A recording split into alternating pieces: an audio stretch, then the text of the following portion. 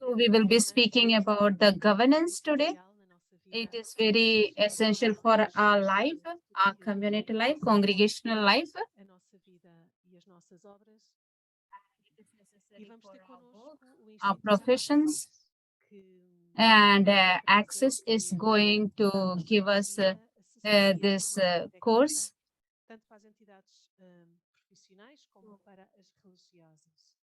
E que já trabalha há bastantes anos, há mais de décadas, He has been com um working sério for compromisso many years com as comunidades in religiosas. this area. Eles ajudam as comunidades religiosas a Access Institute has been providing também gerir as consulting expectativas advice and das technical training to instituições. and Pensando ecclesiastical nas entities ações for associadas 2 decades ao conceito da for ascensão. integrity, with integrity, Atuam como seriousness, and profissionais commitment. experientes e dão a capacitação necessária à And the work consists of knowing the needs and expectation through the associar contacts connosco. Temos o with the Dr. institution José leaders. Castro, And then the que Accent vai falar designs a set of como solution based on the concept vou também of a passar para o slide, structured para mim ascension. com o Dr. Sebastião e assim podemos And so conhecê-lo. Sebastian Obrigada por estar connosco, Dr. will give us Sebastião, this psicólogo, course, pedagogo, and política, he pública, is a wonderful especialista em person, gestão de pessoas, and he is a specialist, especializado em governance, risk and and compliance. he is a Ela PhD in também é policy mestre and governance specialist in people management in organizations, na certified in gestão governance, ambiental, risk também and gestão de saúde e diretor de escola. compliances, E neste a momento é consultora master in environment, nas áreas de specialist in governança e water gestão, que são resources, áreas que estamos and a desenvolver specialist in juntos. environmental Por isso, antes de management mais, and passo-lhe a palavra management. e obrigada por estar connosco. I give the floor to him now. Bom dia, boa tarde, boa noite a todos. Good morning, good afternoon, good evening to all of us. Thank you very much for your presence here. It is my pleasure to be here speaking about this theme. Just Paula said, it is very important. It's understanding. Sometimes it is not very clear. The idea of governance I will be giving you is a framework, the concept, so that you have some idea about the governance. And tomorrow we will have the how we can apply these techniques, these policies in our life, in our congregation, in our work. And I share with you our presentation. This is our presentation. I'm sharing my screen with you. So the session of today will have the theme governance, as you know, about the governance, and we will speak about the concepts, scopes, and the principles, and we can see the relevance of the governance for strengthening the congregational identity and spirituality, because it is becoming weaker. And we will also speak about some tools, instruments of the governance, and we will highlight the role of religious in the governance and the practice of governance. And we will be elaborating and applying the instruments of governance in the works. And sometimes we see this very confused. It is not very clear to us. And so what is our role as a leaders in governance? This is what we will be understanding through this course. And also And also we will be speaking about the role of governance and merger and integration between provinces. Qual é o papel da governança nesse What is processo? the role of Como ela governance? pode ajudar? And how is it possible to have governance with limited internal structures and resources, and how the governance can help the congregation Uma pergunta and the companies or ao institute? longo do nosso trabalho. Mas nós somos médias, nós somos pequenas We are congregações, small congregations, we are average congregation, we are big congregation, various types of congregations. algo que no primeiro momento parece que So in the first moment, in first session, we will try to understand these aspects of governance and, and also the importance of governance for the congregation. Vamos lá, né? So let us go ahead. We will see what we are going to do. São dois termos, né? Tem We sido have dois two termos terms muito utilizados very much used in a world context when we think about the governance. bastante ampla. It is very broad. E também o mundo religioso está In the pouco religious world, sabendo e utilizando. we use this word, these terms, Nem sempre os dois termos, but those two terms are not the same. So we will be studying about these terms of governance and management. And somebody is one sister or one religious, she asked me one question. One question that was, she was also not very clear what really she was asking, because governance is not very much clear in religious context. And today and tomorrow we will be speaking about these matters in great extent to understand better this subject. So we can have a better understanding of governance. And it is important that governance structure of economic activities should be understood. And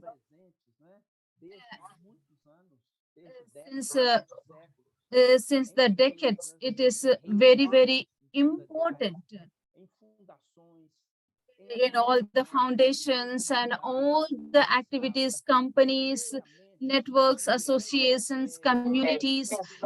Governance is very important. In recent time too, governance has important roles, and it is the concept of governance is very important.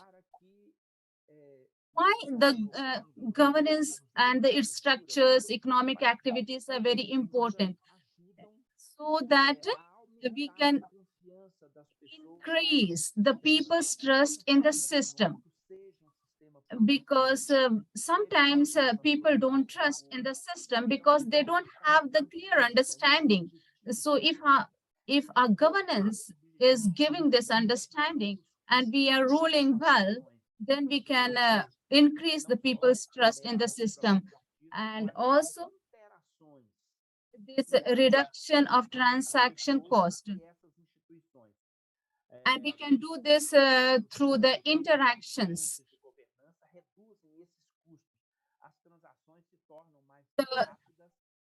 Sometimes you will see that in some company, the transaction is very fast and the cost is reduced and it is very friendly and everybody would like to go to those people. So make the economy more efficient. So speaking to about the governance, about the present and the future of the congregation.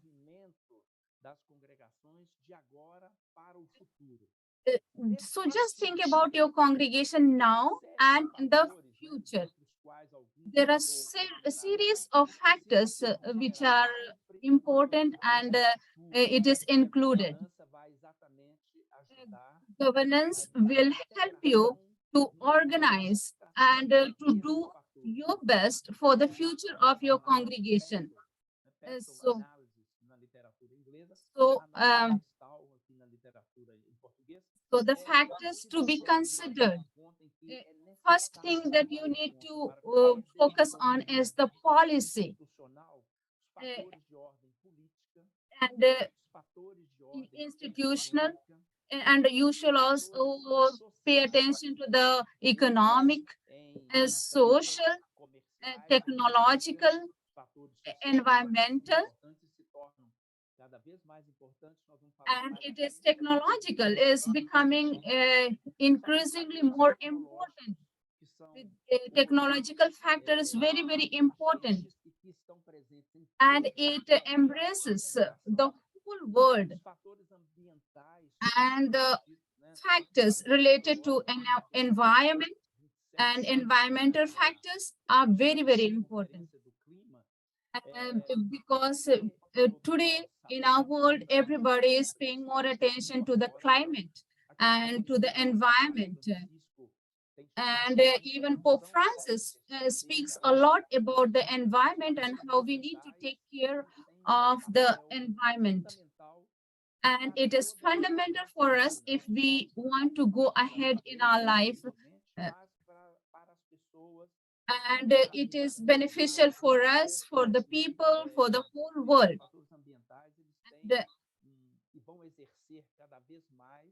And we need to keep in mind and practice it in our day-to-day life in order to make this world a better place for everyone. And it is relevant for all the activities. And then the legal factors. We need to pay attention to the legal factors. I know that from country to country, the legal factors varies, and every country has their own legal rules, norms, decrees.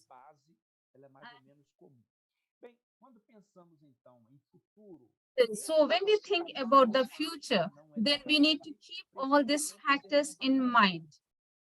And we need to consider this.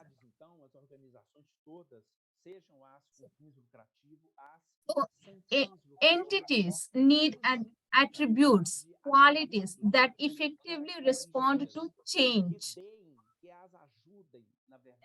that helps us to change. Because this entity has the qualities that affect, and then we will be able to take a quick decision and quick decision making. You always speak about discernment. You religious speak about the discernment. So when you discern, you take a quick decision making. So in decision making, discernment is a very, very important factor. Discernment sometimes takes a long time, but if you are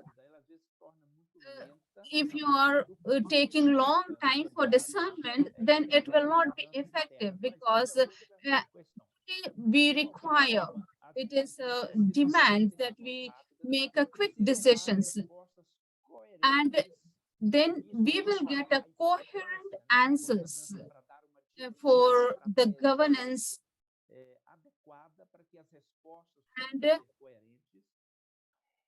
and also we will have a adaptive capacity. We need to have the plasticity, elasticity. Why? Why do we need to articulate and reposition themselves, oneself in the world? The governance needs this. Because governance needs to articulate and reposition itself in the world. And And maybe it is repositioning or reconditioning. So this is the brief introduction to the how the governance is manifested and how we can understand about the governance. And so let us understand governance in etymology. And the word governance comes from the Greek word, which means hibernan. It is a nautical term that means to direct or pilot a ship. This to give a direction to the congregation, to the institution. And it comes from the Latin word gubernare, means to direct, to guide, to govern. In fact, initially the governance was seen as a power to govern a state. But the concept has changed and it has a different meaning too.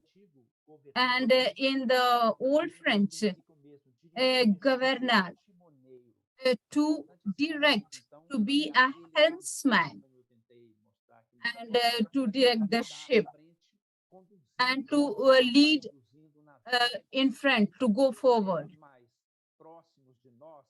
And governance is actually a way of running societies, states, and organizations. This is a way, it's a manner of doing. This manner of a way of running a societies has the strategic aspects of management and decision making. This is a macro decision making. And governance also is the roles of the main administrators. What are the roles of the main administrators? And also governance tells us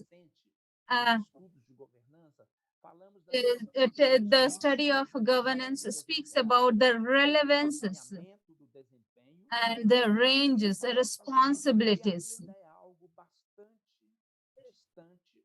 Actually, it is very far away still from us. Some congregation has taken it, embraced it, applied it. Others are on the process. Many people don't have this very clear in their mind. It is a part of governance.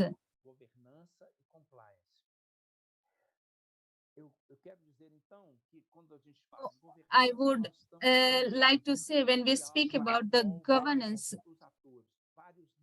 it has multiple factors which we need to keep in mind in order to understand better and to apply it in our life. Yes. Actually, governance involves multiple actors from the different parts and different professions. So governance is in the different scope of our life. So the scopes of governance. First, as I said in the beginning, governance is present in the governments and public entities. It is also present in a very much at the bottom center of one's life, in the common pool resources. It is the common pool resources, which is common to everyone. For example, the forest, the water, the air, this is a common resources. And for example, we can give the Amazon. Amazon belongs to everyone. Even though it is present in some countries and it belongs to some countries, but it affects the entire world. So it is a common pool resource and it belongs to the whole humanity. I will speak about it a little later in detail. Governance also speaks about, is present in the charitable or philanthropic and or non-profit institutions. And governance also speaks a lot or is present in corporations.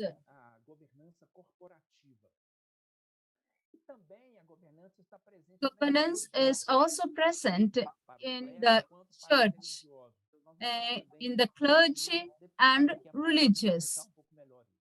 I will be speaking about this later on in detail.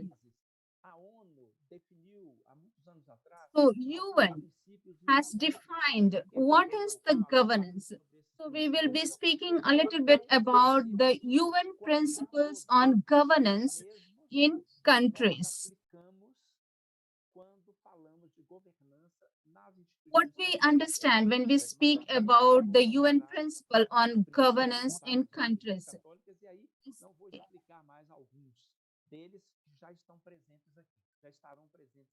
And it is present,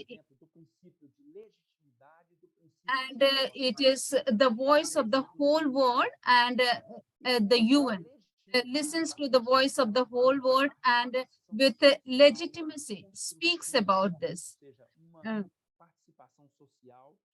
Maybe, and so the UN principle on governance in countries is based on participation. It may be direct, and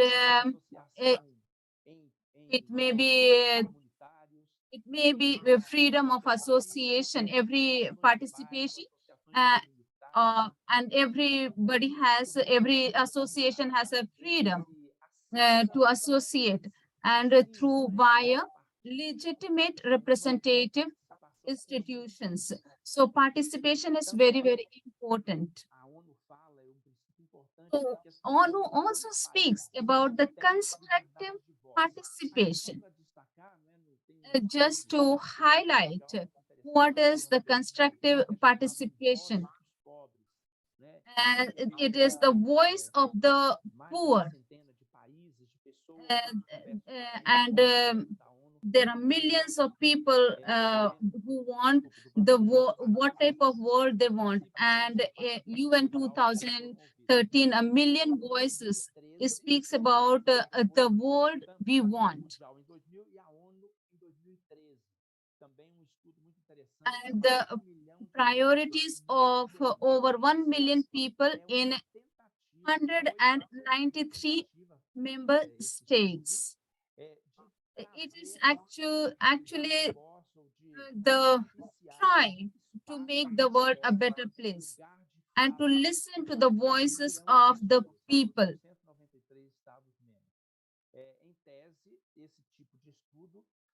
And this type of studies have been done by the UN. So to be voice to those who do not have a voice.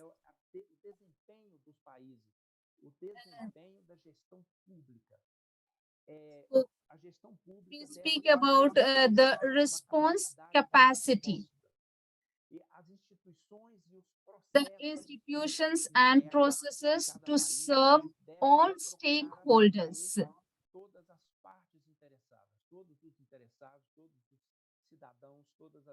All the citizens of the countries.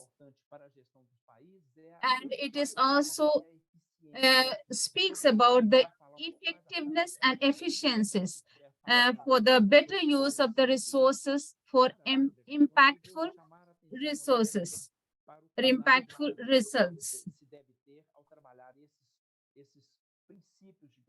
So the UN principles on governance emphasizes this and speaks about the better use of resources for impactful resources. And then also UN emphasizes about the direction. What is the direction? Direction is to strategic vision of leadership and public. So the leaders should have a strategic vision.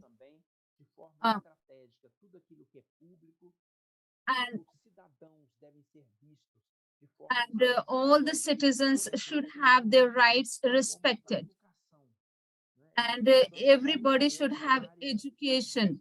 One area which is sometimes emphasized, but at the same time it is neglected.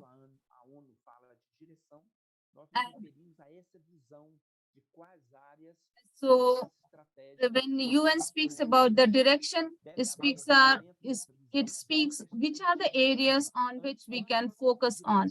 So a broad and long-term perspective on good governance and human development.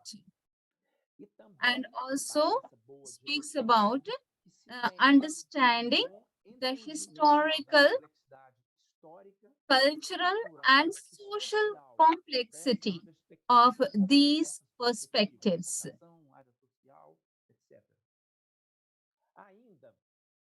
And still, it is very fundamental. Accountability. So accountability is very, very important, and it is a self-responsibility. That is what a UN principle on governance speaks about. And so for that, we need who are the decision makers?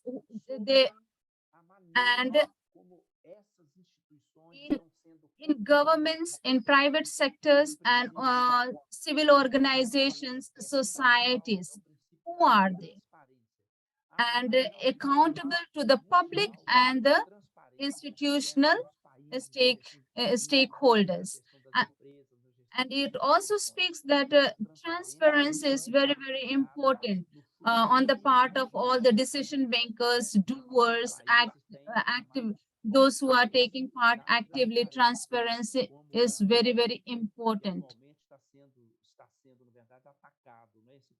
Sometimes when we are not transparent, it brings us a lot of troubles and we are attacked.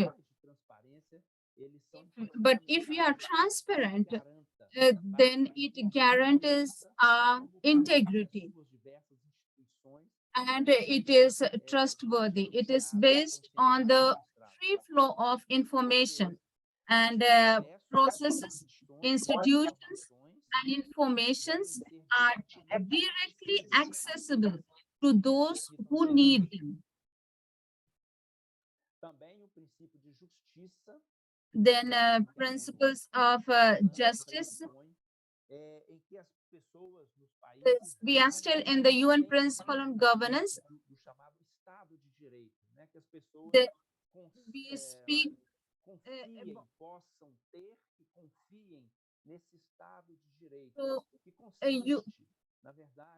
all men and women must have opportunities to improve and maintain their well-being. That is equity.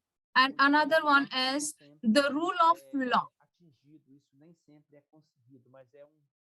If everybody is given equal right, not everybody will be able to see the world that they should be seen. So for which we need the rule of law.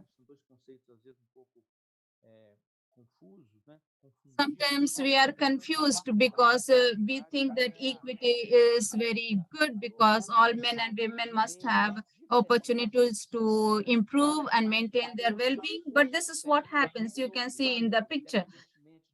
And but the rule of law speaks about the legal frameworks must be fair and impartially enforced, especially human rights laws. Tem mais meios para Uh, que In first figure, you can see igual de usufruir, all three of them are given equal opportunities. But you see what happens. e manter o bem-estar Not everybody is able to see what is happening the other side. nas entidades públicas, ou seja, por Eh, exemplo, as empresas, né, The a organização what pública, happens in the governance in the public entities, the governance of public entities? princípios, né, digamos assim, What are the principles of that? relevantes para essas entidades. And what are the relevant factors for this? Valores e o código de ética First thing is that values and code of ethics should be very, very clear, estrutura de gestão and for which we need a management structures, explicitada. and it should be explained. And also the strategy and planning. It is very, very important for the governance of public entities. Que haja estruturas internas e externas de There should be external and internal restructuring. Essas entidades públicas, This por exemplo, as estradas, os setores de and performance monitoring should be done. de informação, né? And Também tenham and also de gestão de risco, ou seja, we need to have risk management, que essas instituições correm, que elas because all the institutions have some risk and they should have the strategies for risk management. políticas internas, instrumentos de And there is a internal policy, external policy, and there should be a governance of that compliance, and it should be defined. And there should be audit. Auditing is very, very important. It is serious, relevant, and very, very important. And in the case of we can in the governance of public entities, there should be interoperability. Even if in the common resources, we should have the interoperability so that there may be a better use of everybody and to make everybody's life ease. It is important, and I would like to highlight here. I have already spoken. The governance is the common resource pool. And this is Eleanor Ostrom. She is a lady. She is a researcher. In 2009, she got the Nobel Prize for the economic sciences. And she speaks about the social ecological systems. And she is very concise in defining about the socio-ecological systems. And she says, problem solving at broader levels emerges from a process of human interactions via association of collective learning among decentralized groups in a bottom-up process. moving away from the market and the government dichotomy. e aprendizagem coletiva. And she emphasizes about the collective learning process. Há uns 10 anos atrás, e foi The extremamente 3 interessante years como back, as associações comunitárias e esse conceito de the aprendizagem community association took this very seriously para a gestão de for the sistemas management de abastecimento of de their água company. para consumo humano. Então, esse processo de interação, de aprendizagem, So this process of human interaction and the collective learning are very, very important.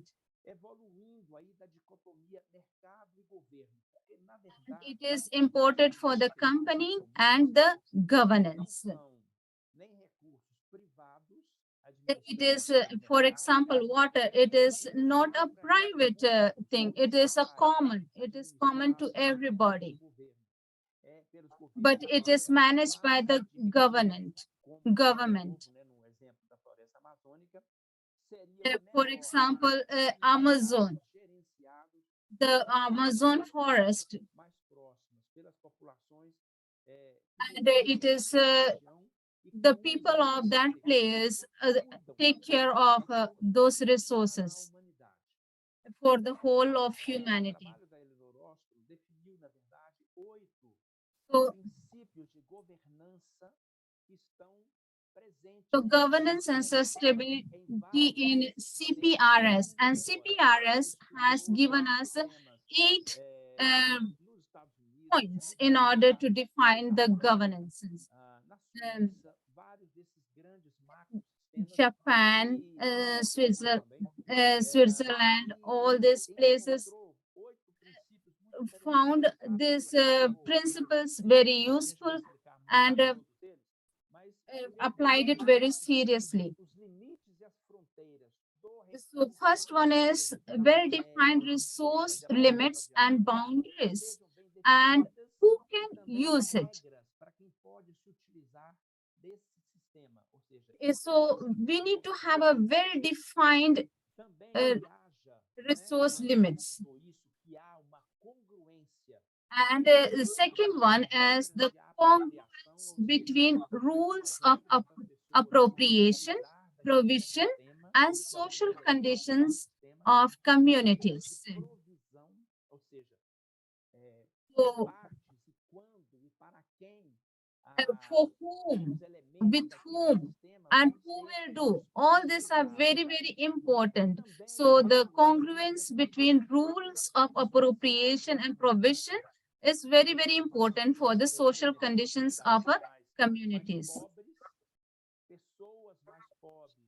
People who are very poor have their right of all the resources that the world gives to them. Then the third one is organization of collectives for decisions, so that they can take a decision which is right. And fourth one, they said, is monitoring. So the management always needs to be monitored. So the governance of this system needs progressive sanctions. Suppose one person makes a mistake, so we need to have sanction for this, that we need to have compassion for that, and what action could be taken should be well defined. And also speaks about, it also speaks about the conflict resolution mechanisms, and also the user's right to organize, user's right to organize. And the eighth one is, that is nested institutions. It speaks about the nested institutions in the region, in the place, in the state, instituições is no nível uh, nacional. connected Então, to the um alinhamento main das institution. camadas da cebola, né?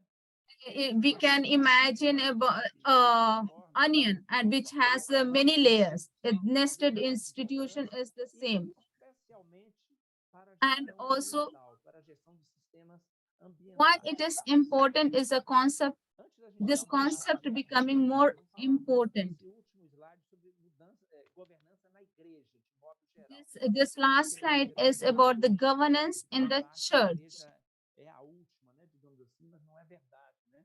And we always keep church at the end. No, it is not truth, Regras de governança because church also has its alguns exemplos aqui rules desses mecanismos and de norms. são o Código de Direito Canônico. And so at church we govern with the code of canon law, papal and dicastery documents, Regras de vida, os and we have constitutions, rules of life, and directories, etc.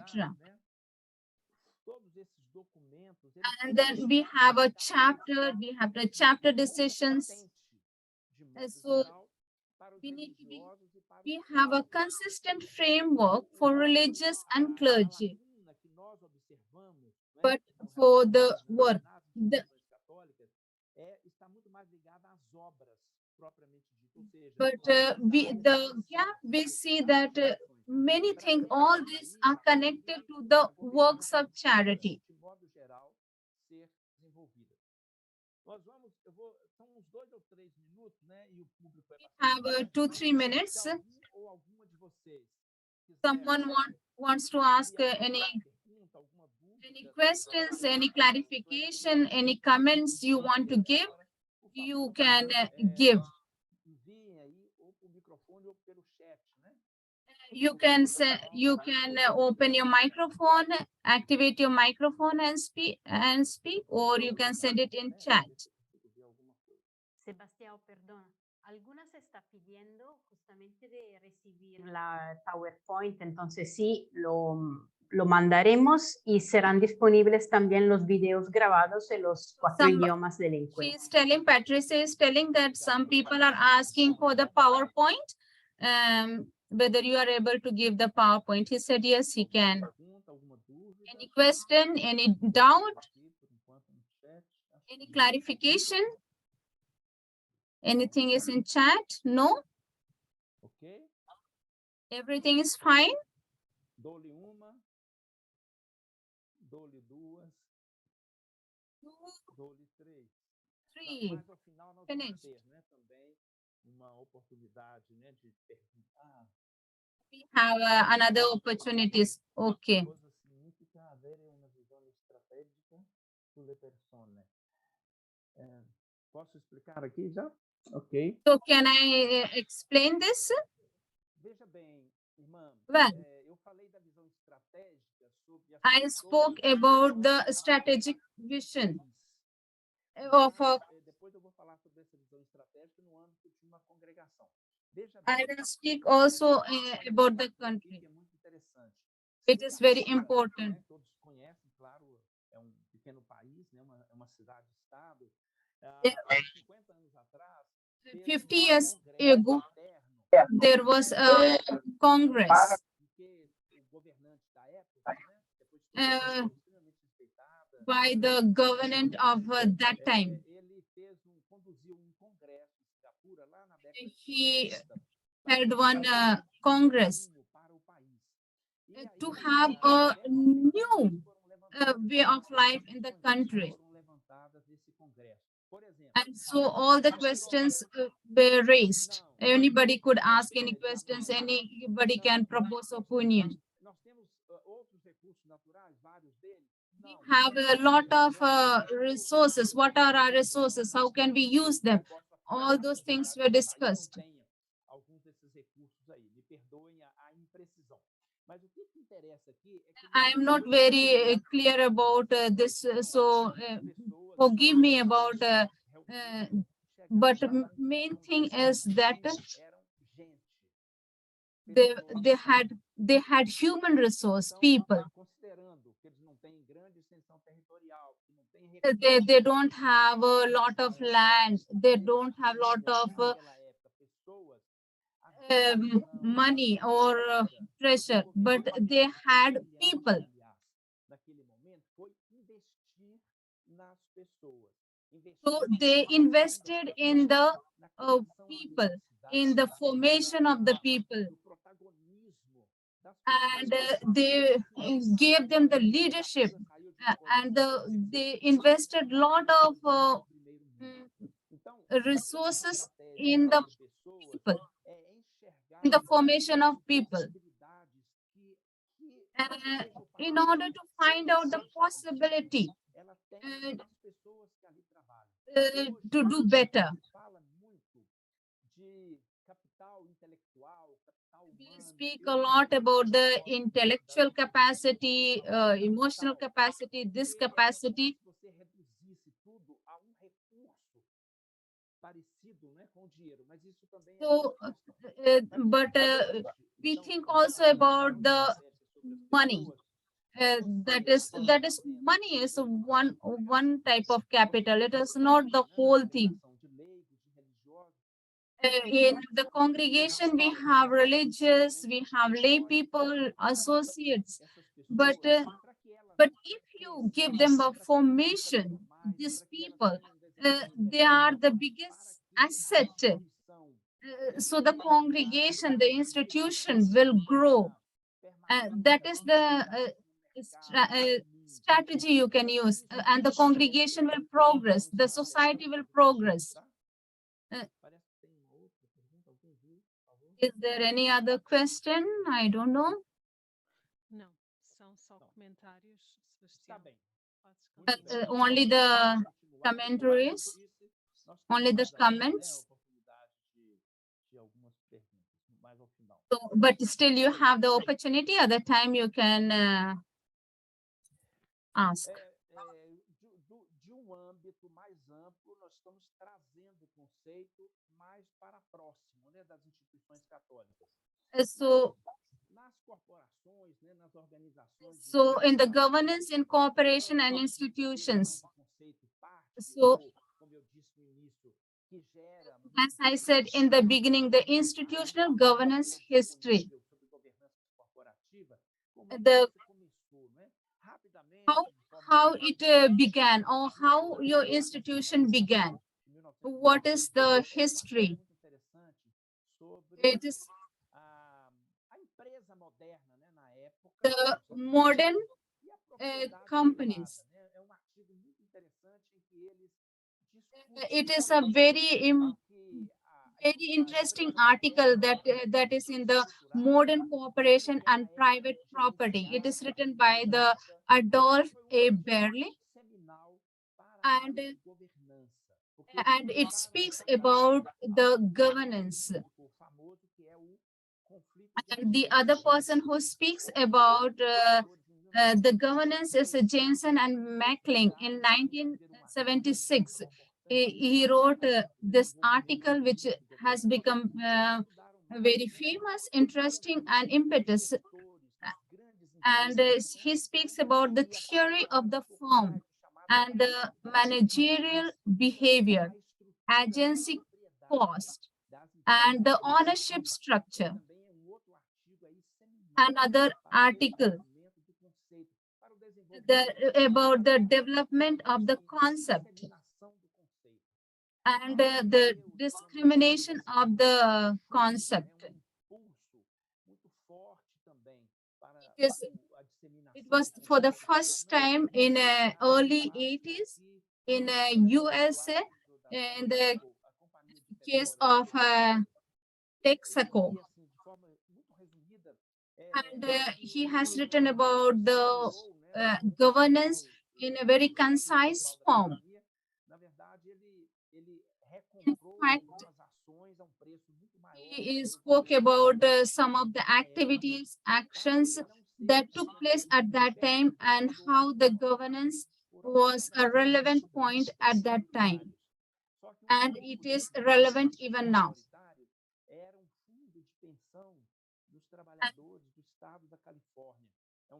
And it happened in California. The workers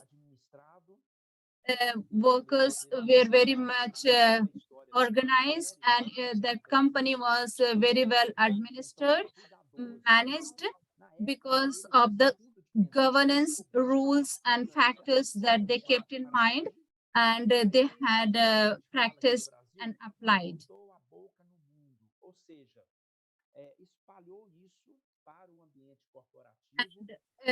This spread to the whole world when they saw the performance of that company. Sem serem consultados. Vejam bem, então é uma postura do chamado agente, né, So, principal executivo. it is executive. Não correspondia aos desejos At dos that time, acionistas, não é? there were two parties, and they were not in agreement with one another. But when the governance form was used, they became together, and the governance ruled the whole company in a very peaceful and progressive way. And in 1992, Cadbury report on governance was also very important. It was the first report of the committee on the financial aspect of corporate governance, which was published in December in 1992 in London, and it was done by the Adrian Cadbury, and it spoke about the concept adopted by the companies and the governments and the third sectors.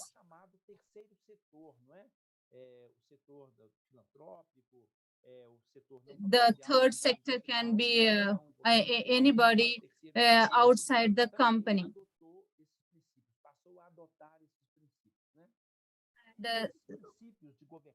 These principles of that is institutional.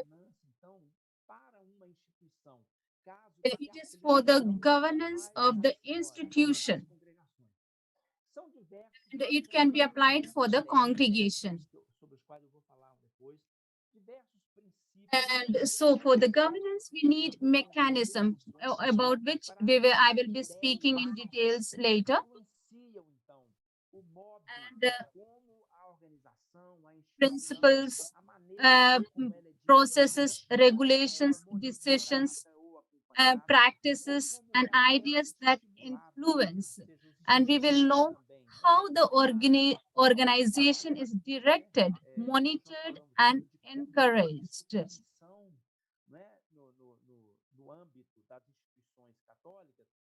And the commitment of the institution towards the welfare, all this set of ideas or the rules, norms, in fact, influence on the organization decision-making processes. For example, if an institution has some risk, or it has one company, so for welfare of the company, we need to take decision. And so it has to keep in mind in what are the things in what they can invest and in what are the things they have to invest less. In what type of business, in what type of factors we can invest. Because the money of the congregation belongs to everyone, and so the congregation needs to be sustained because it is of everyone, and for the welfare of everyone, it has to be governed well. So we need to know where we need to invest. So we need to have a governance practice. autonomia para So, as instituições, autonomy of institution equilíbrio, né, com bom senso as a good sense, produtividade productivity, transparente e responsável. transparency. Não é competitividade, não é It is produtividade. institutional governance needs autonomy and autonomy with a balance between competitiveness, productive and productivity. Institutional governance it needs to be transparent and responsible management. And it needs to be circular economy and sharing economy. It is very because there is a new form of economy, and this economy should be circular and it should be sharing.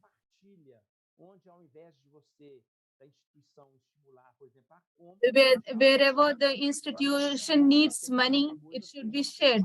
It should be circular. You can think about your own congregation, how it is happening, how all these things are taking place.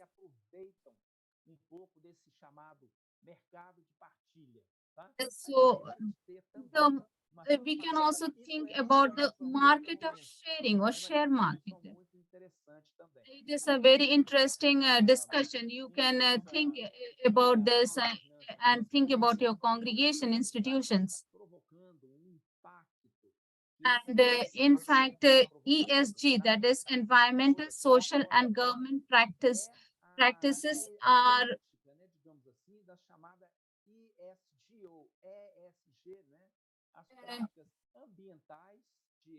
so ESG, environmental, social, and governance practices.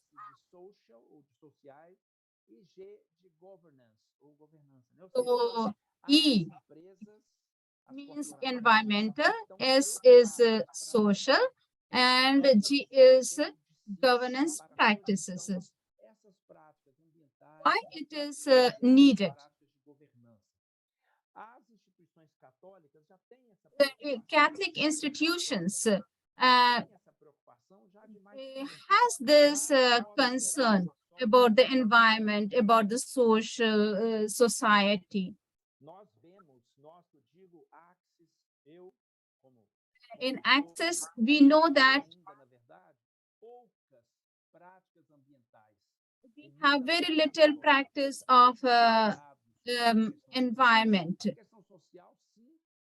If we have a social, yes, and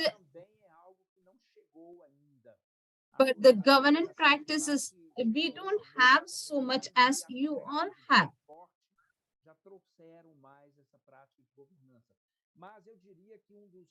But I would say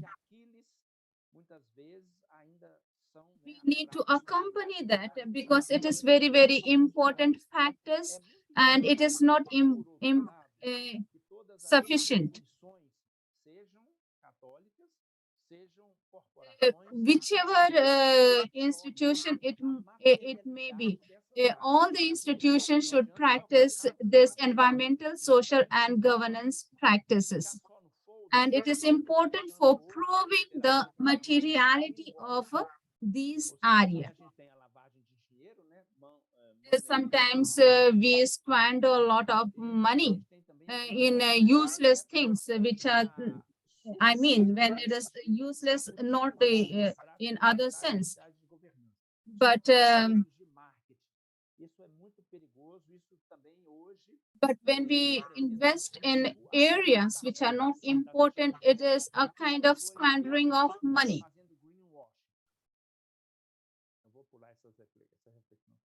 I will just skip this.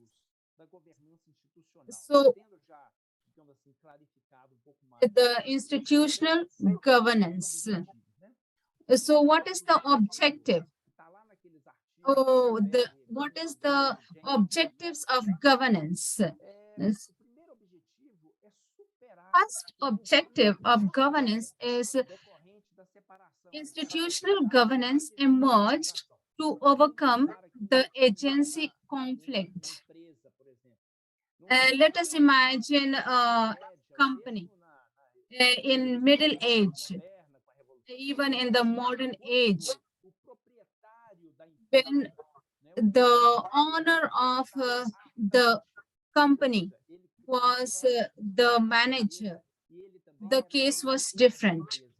Não havia esse problema de agência. There was no problem of agency conflict because the owner was the manager, but it is not the case now. De agência começou a aparecer The agency conflict began when crescimento das but when the company grew so much, das empresas, the organization grew so much, foi entregue para alguém, para and the management of the organization was given to another person, and that person was manager and another person was owner. When this happened, when two persons were involved, then came the agency conflict. In 1976 or something like that, it started. Naquela época já havia, claro, gestores para algumas At that time, atualmente onwards, we can see that there was one person who was manager and another person was the owner of the company. dos executivos, quando eles, claro, estavam gerenciando negócios que não eram When the manager was de alguém. Então, eles poderiam managing the company, was leading the company, there was a conflict between the owner and the manager because both the opinions sometimes did not coincide with one another. essa questão de algo que parece tão simples, mas não é. Por exemplo, uma linha de pesquisa hoje interessante For example, there is a research done on this. ligada And a gente, não é? A as questões morais ligadas ao because the moral, executivo, né? the beliefs of one person is different from the another person. Uma pessoa jurídica, ela pode There is a imputável person who is a juridical person or ou são as the pessoas physical person. né, que tomam as decisões. Bom, enfim, é uma área So when the decision was done, there was a conflict. complexa do que pode parecer no primeiro momento, né? Acontece, trazendo então para as congregações, Happens that the resulting from the separation between ownership and management of the organization. That's why this principalmente, eu diria, nos agency últimos 50 conflict anos, came. né, digamos assim, quando começou a haver uma redução nas vocações e mais The- e mais leigos começaram a trabalhar The no próprio cartório. governance objective also we can see in the congregation. In congregation, the patrimony and the mission of the religious are often managed by lay people. Why lay people are managing this? Because there is a number of religious are decreasing in Mesmo na gestão por religiosa, very drastically. a nossa irmã é que é, por exemplo, a Even diretora in municipal do management by the religious, they manage assets that are not exclusively theirs. ocorre que, mesmo quando é religioso que está à frente, Sometimes one religious is managing all the accounts, but we can see that all the assets that are managed is not particularly of the congregation, it is also of the society. For example, a school, that school is mine, belongs to the sisters or to the religious, but that is not particularly mine because it belongs also to the society. Know that sometimes the conflict emerges. So it is necessary. So it is necessary to it is necessary to ensure that the behavior of manager is que esse comportamento ele esteja sempre alinhado. the behavior of manager is always aligned with the interest of the religious, of the congregation, of that church. Como é que se faz isso? Como é que se assegura que o How do you comportamento do está that? se alinhado? Ora, How you manage to keep the manager's behavior always aligned with the congregation or the religious? By creating an efficient set of management guidance and monitoring mechanisms. regras, mecanismos diversos. We need to have rules, regulations, and each congregation has their rules, and it should be managed according to that. Ela também, além dessa The orientação governance clara, also speaks about, seus diversos instrumentos, and it has given us various tools for us to use so that we can avoid abuse of power, whether it is religious or that person is a lay person, and reduces the possibility of strategic errors due to too much concentration of power over the main manager. This is a possibility because the governance teaches us that we need to avoid abuse of powers, and we should not give too much of power to one person that the person tries to abuse the power. And so for that, we need to have the governance. And we also need, governance also teaches us to reduce the chances of fraud, because we need to have internal monitoring. It is very, very important for the strengthening of for the strengthening of the institutions. Elements and traits common to the entire institution and the characteristics shared by related works. And institutions' identity and identity manual and portfolio is very, very important. And planning strategies are important for the strengthening of the identity by aligning strategic bases and objectives.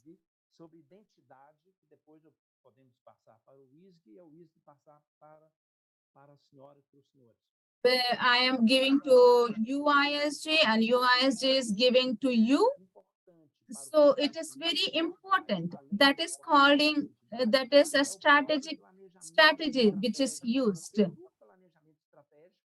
In strategic planning, it strengthens the identity by aligning the strategic basis and objectives.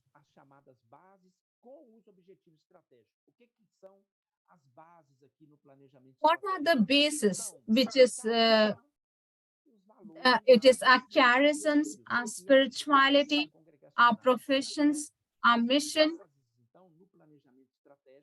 So this is very, very important. And how the congregation works. And the congregation brings this basis and presents to us and plans strategically according to the charism and spirituality and the mission which is assigned and trusted to the congregation for the alignment, prevents strategic drift and develops monitoring instruments. We need to develop monitoring instruments. Estratégica é exatamente a instituição que está no, né, navegando, digamos assim, no oceano, no mercado. So strategies are we can say, a radar which guides us, directs us on the right path. Em deriva. Quais são os princípios, então, de governança? So what are the principles for governance in the congregation? Eu não vou voltar aqui, né? Só vou enumerar. I will just speak Transparência, the transparency, responsibility, and perpetuity. da instituição, ou seja, responsabilidade para a perenidade, para a perenização. So responsibility for what? For the perpetuity, for the permanence of the congregation. We need conformity. Ou seja, a instituição precisa estar, Institution should be in conformity with the members, with the mission, and authentic com a legislação externa, with the rules and regulation of the congregation and the country. princípios, né, de equidade, And principle of equity isso que vocês, de modo geral, and the consensus guidance. It is very, very important. e de inclusividade, And the principles of equality and inclusivity is very, very important. And the roles and responsibilities e responsabilidades bem definidas de quem is trabalha com vocês. very defined. Bem aí, The roles and responsibilities should be well defined. eficácia e de And the efficiency, efficacy, and effectiveness is needed in our life. que é conceito que It is surgido lá na década de 90, cuja ideia foi In, melhorar a 90s, we can see that efficiency, efficacy, and effectiveness muito importante também is very, very important, and how it governs, how it directs and progresses an institution can be very, very clearly seen. de certo modo, às vezes exacerbada. So we need to be very concerned about this factor. We need to pay attention to this of the efficiency, efficacy, and effectiveness of our mission. Princípio de prestação de contas ou And we should be accountable. Accountability is important. princípios éticos. And of course, ethical principle. We should be Toda a gestão da instituição. for the management of the institution.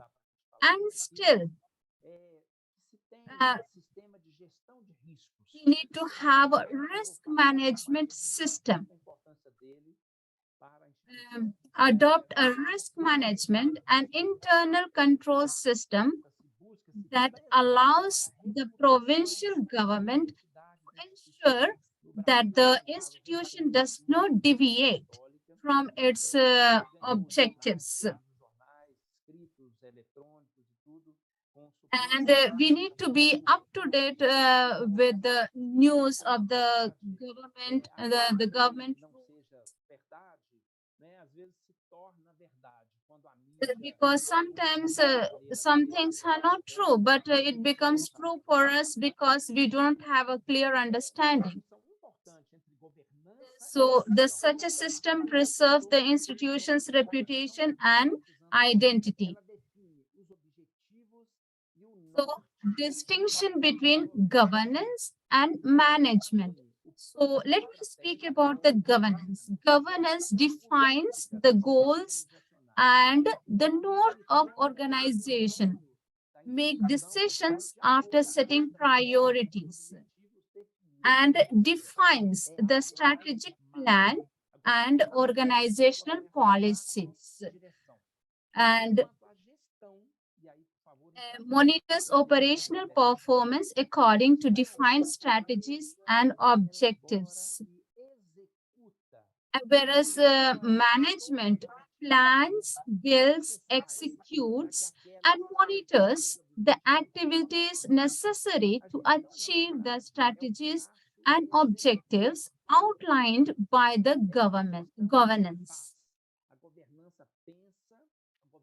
So, So, whereas what is the governance doing? It defines the strategic plan. So we can say that management is a visible facet of governance. For example, you can see that sometimes schools, hospitals, very, very clean. Why? Because it is managed well. Why? Because it has a governance and it has defined the goals and it has defined its priorities and it has given the orientation. So the management is an executing arm, a visible facet. In fact, it is a structure and functioning observable at first sight.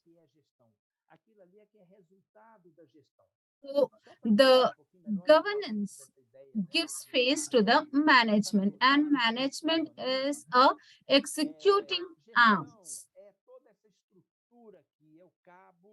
So when governance monitors and performance and all those things, then what happens? The structure and functioning is observable in the management at first sight.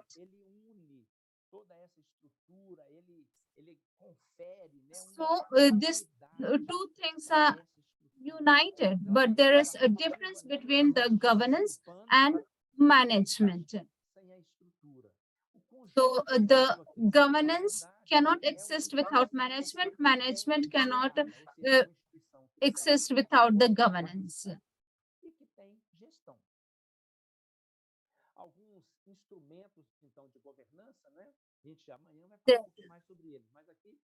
So there's some tools of the governance.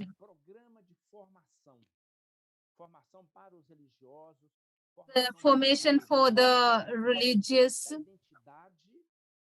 and as I said before, the re-strengthening or strengthening of and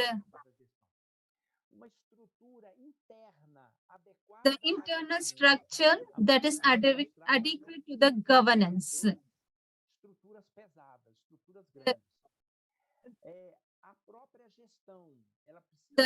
The management, functional and aligned management, functional aligned management.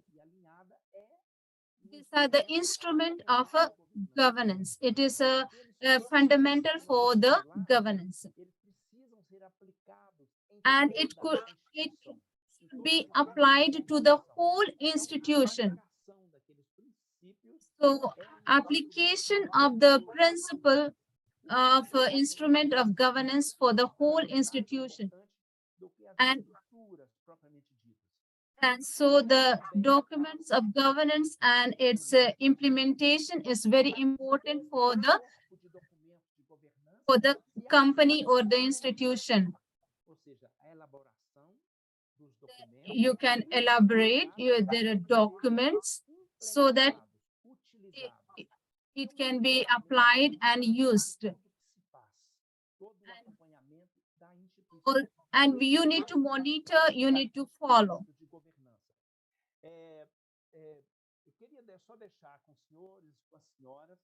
And I just want to give you all some points for your reflection, some questions. So, what is already been said to you? So, this is for your reflection. How is your institution fulfilling its mission? How is your institution fulfilling its mission? How your decisions impact the future of institution? How do we make decisions? Transparency, with transparency, clarity, and what are the consequences of decisions that you make? And do we pay attention to the risks that the institution runs? Há mecanismos internos para Do we have mechanism to prevent fraud, losses, and waste? instituições estão em relação a isso. Deixo aí como reflexão para amanhã. Nós temos So I give this points for your reflection of tomorrow.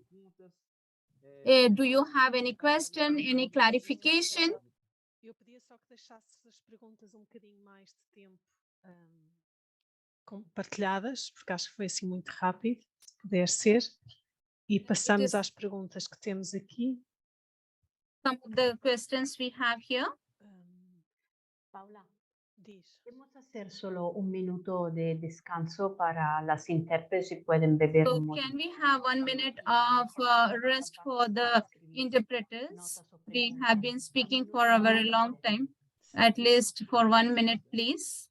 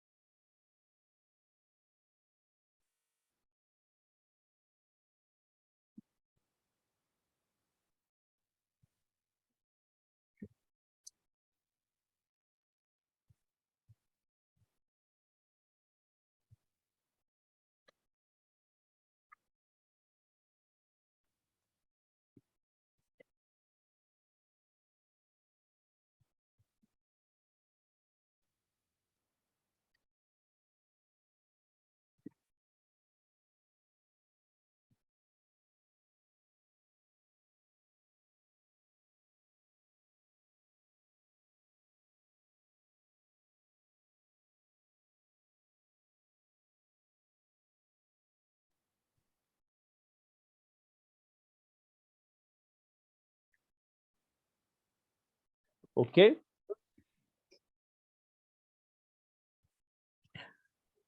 Então vamos lá. A primeira pergunta é muito First fácil. question. Várias pessoas perguntam se este material também está acessível em inglês. This material is also available in English. O PowerPoint. This PowerPoint is available in English. Ok, obrigada. Depois, uma pessoa também pergunta se we consegue can make it desenvolver, available. um bocadinho mais a questão da gestão de risco. Sim. Acho que We vocês would sabem like também, to mas speak more exatamente about the risk management. Exemplo, né? Nós temos uma escola, ou, por exemplo, Have a school. e aí nós vamos contratar, por exemplo, We will contract, we will hire people for the school, a principal for the school. para procurar garantir And we will make sure that that person not only competent, but also be a person psychologically balanced.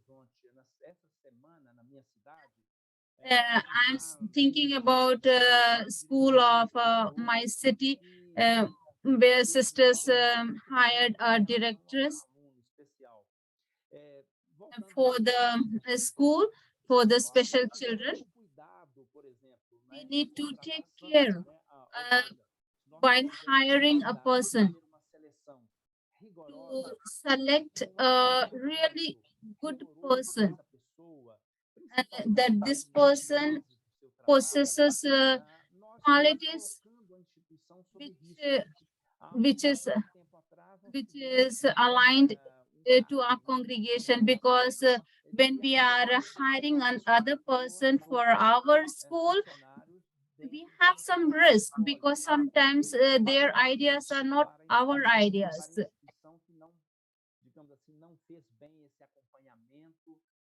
So it is not sufficiently attentive. Of course, sometimes our norms and rules are not in accordance with the norms and rules of the person we hire. isso. Eu imagino So conflito de agência, you have also quando, spoken a about the third gestão party não é feita pelo proprietário, and fica assim mais outsourcing. centralização do serviço. So would you like to speak more about the outsourcing? Não é considerado uma terceirização, não é? Actually, it is Algo que not. você contrata When I said outsourcing, I meant that someone you hire. It is not from your congregation, from your own institution. One person from outside. It is not you. It is not from your congregation.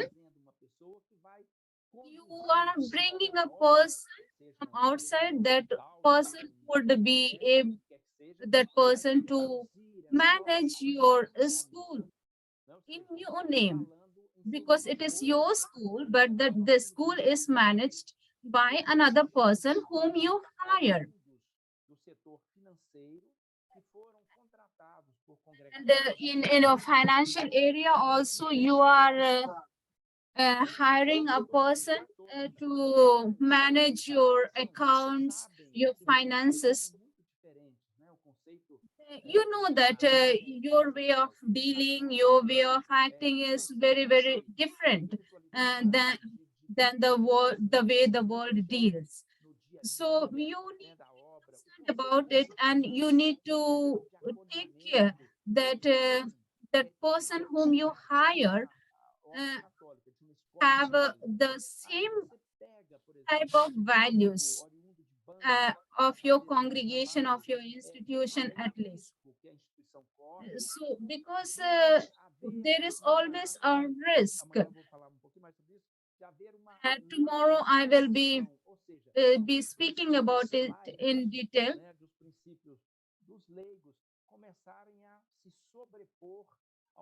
Because sometimes when you hire a person, that lay person may be trying to put one's own values, one's own idea about your idea, about your charism, your values, because our concept of this function is different. And sometimes it may be contrary to your charism, your way of living.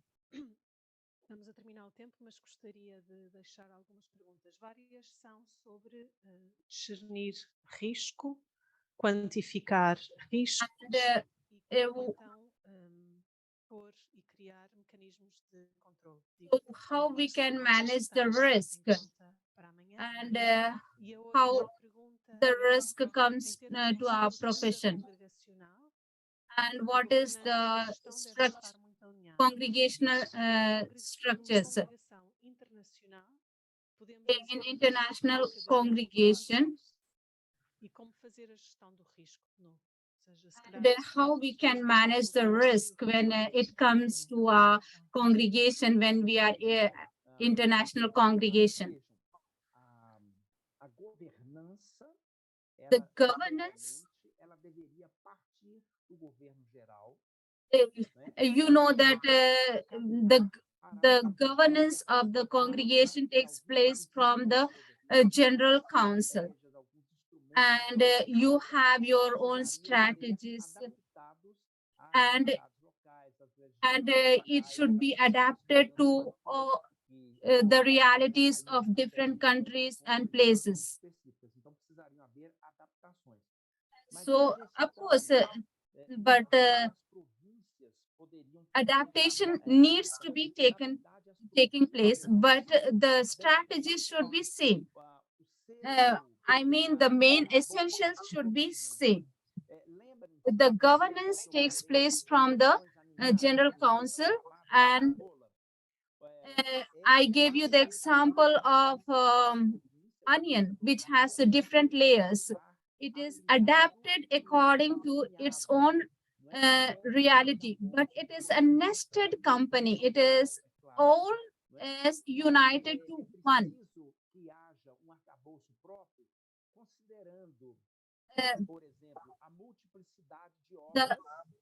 There is a multiple multiple work activities taking place, but the essential remains the same.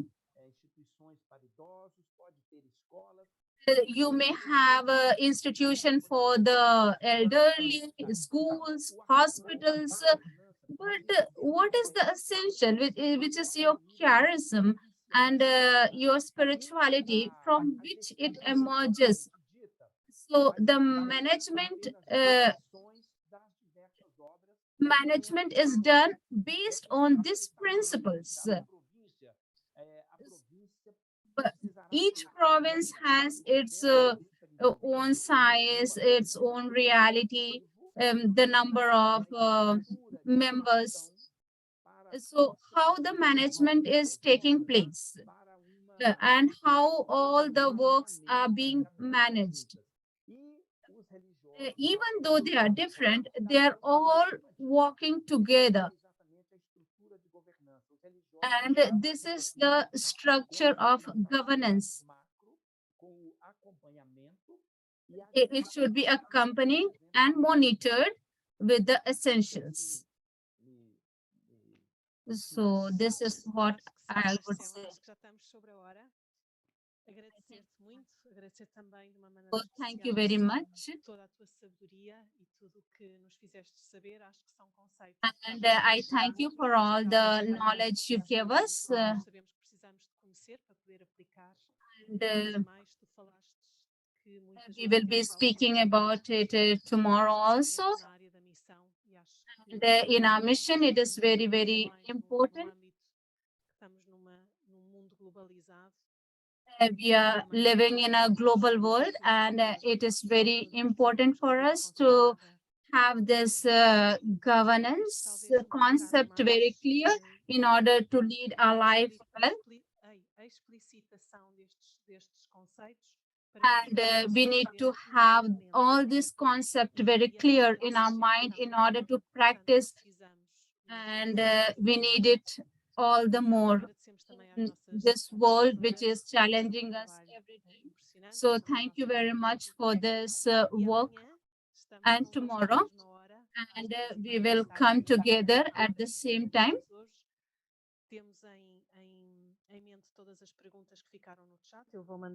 And all the questions that are on chat, I will be sending it to you, and so that you may be able to explain to us.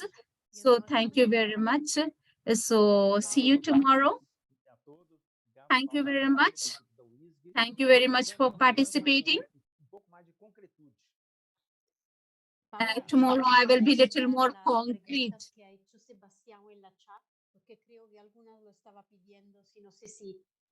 Puede publicar lo que estaba, no sé, perdona. Sim, posso A lo mejor. pôr a imagem? Sí. Porque creo que alguna lo pedía para reflexionar, a lo mejor. Ou então eu Paulo, mando amanhã, é porque tenho em. Sim, não depois tem de colocar texto. no I will arquivo. send you tomorrow the questions, and we will be able to deal with the questions tomorrow. Okay. Obrigada a todos. Okay. So see you tomorrow. Pontuais. So let us begin. Let us be punctual for our work. So thank you very much, Sebastian. And we thank each one of you to be with us. Yesterday you were with us. You are here today. So we will be understanding the basic understanding. We will have the basic understanding of governance and the realities of the congregation. And we are very happy to have Sebastian with us. And we have a lot of things to share. We have a lot of things to learn. So, and he has been working with the Catholic congregations and institutions, and he is with us to help us. Thank you very much, Sebastian, for being with us. And we are so grateful for your presence with us.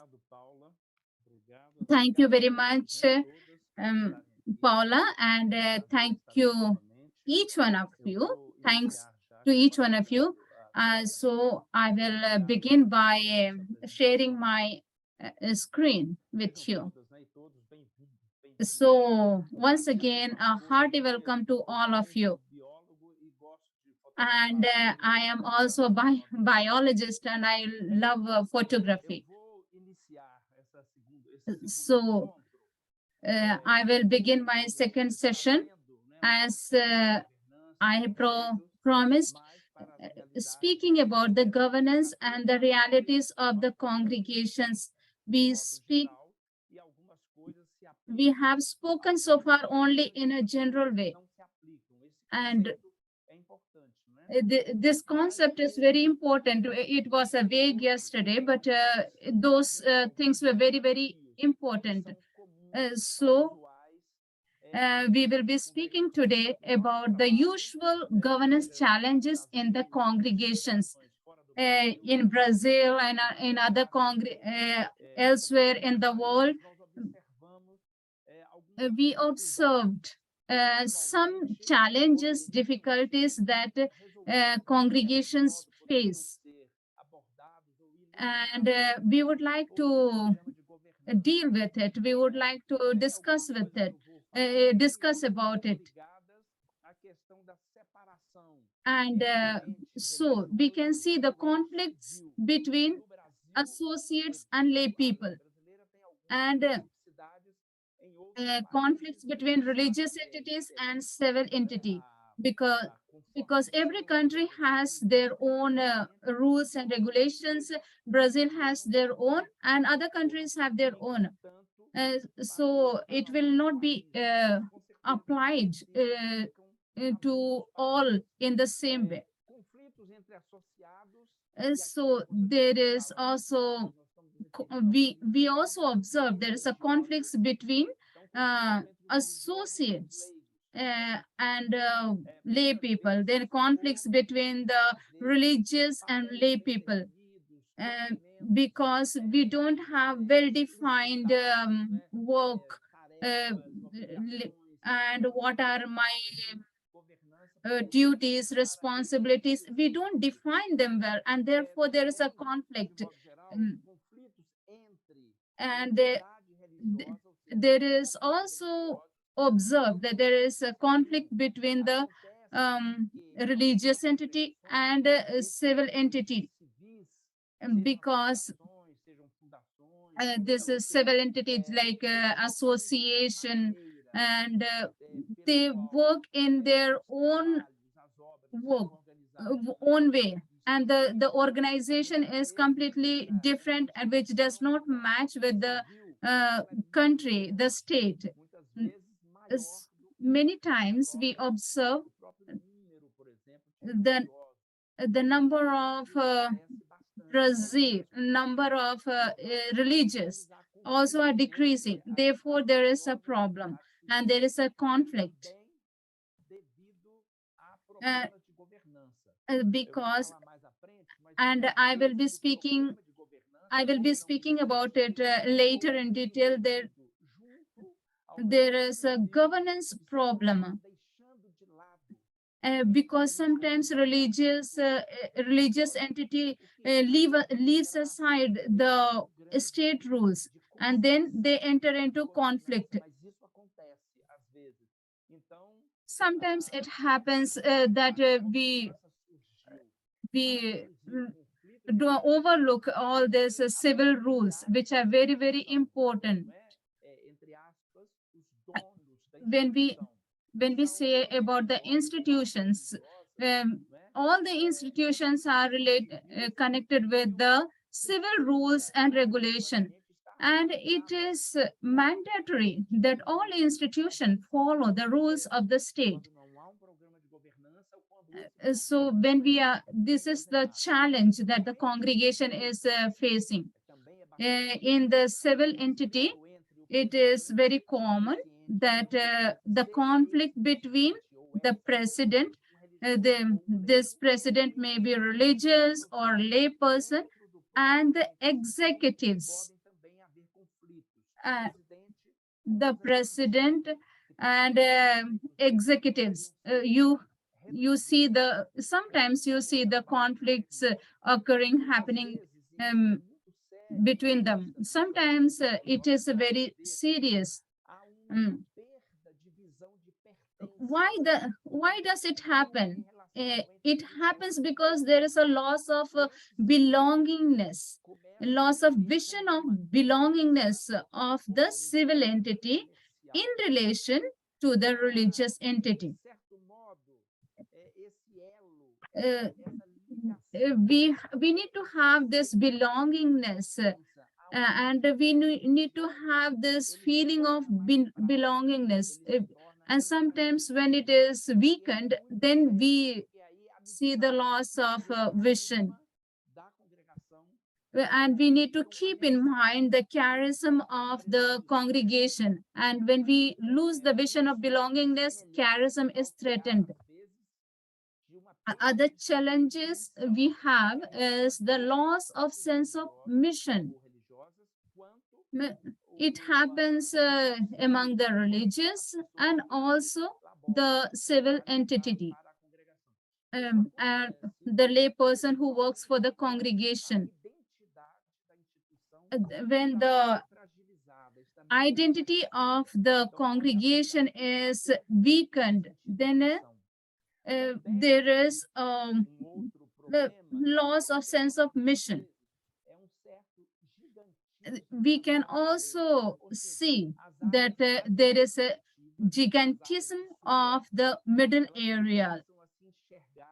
They see it, the ego of the institution is inflated, and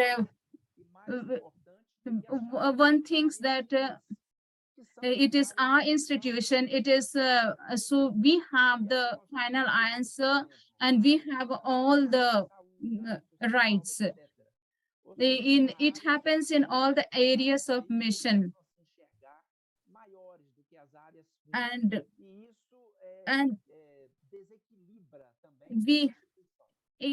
when this happens, what inflation of one's ego, then there is a imbalance.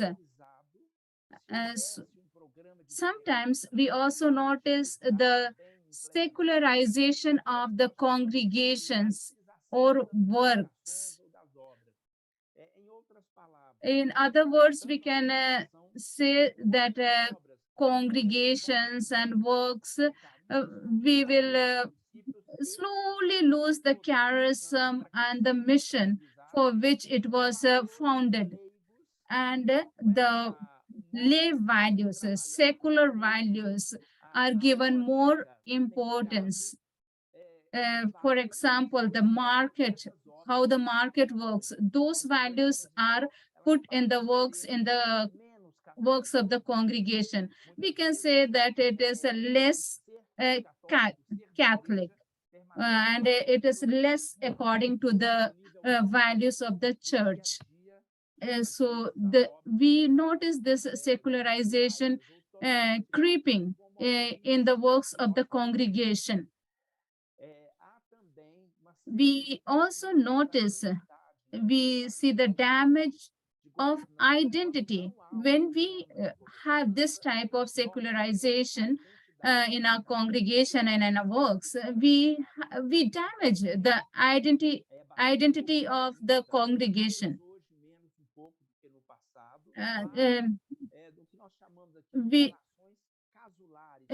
Today we can notice in our communities, in the congregation, we have a very casual relationship among the members of religious communities. So it would be nice if they are having good relationship with one another instead of casual relationship. And we have two nucleus, general nucleus and provincial nucleus, that general governance and provincial governance.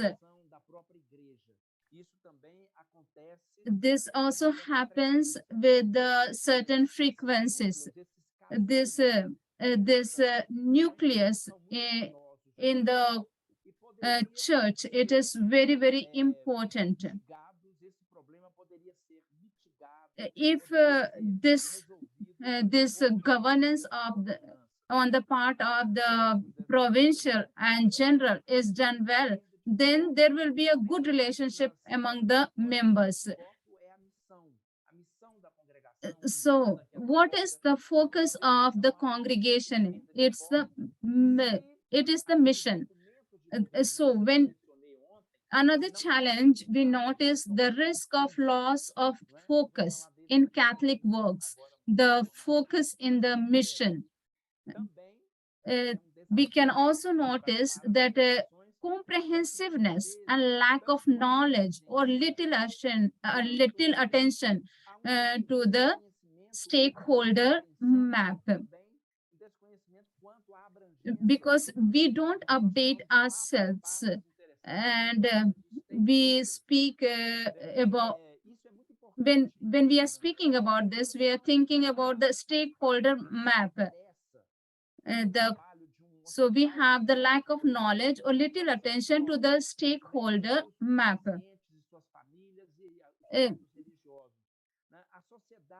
The society has stakeholders. A company has their stakeholders, and it varies from work to work.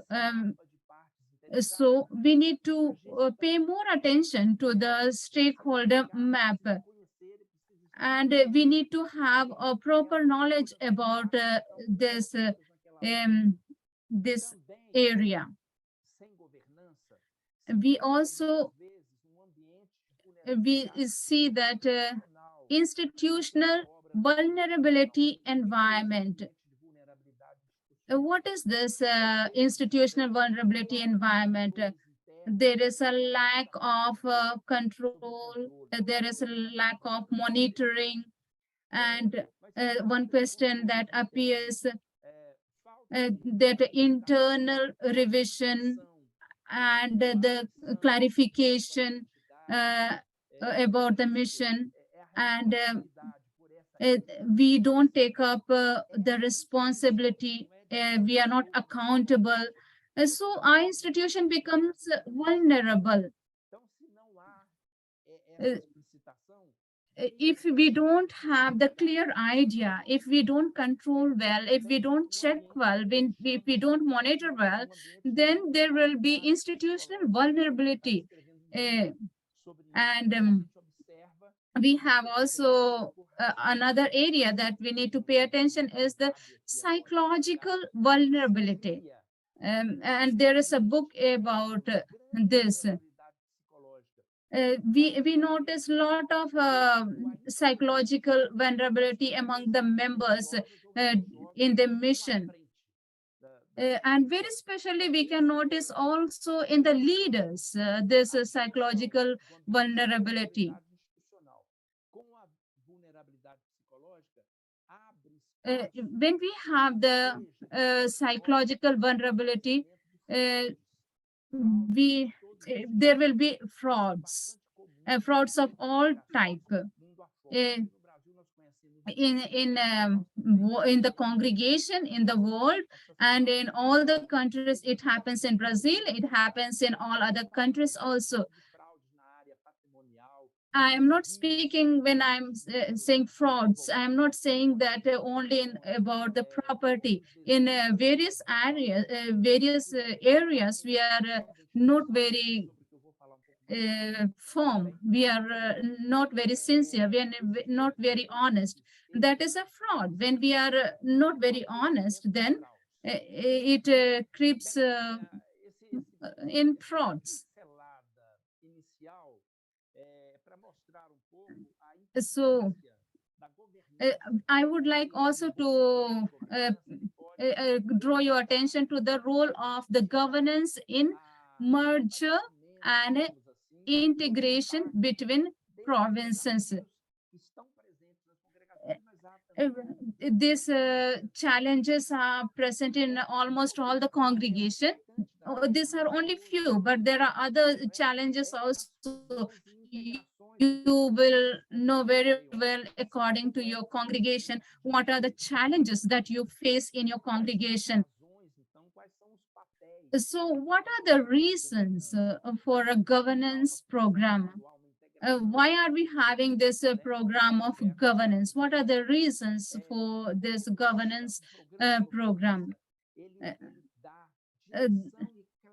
The governance program gives the directions,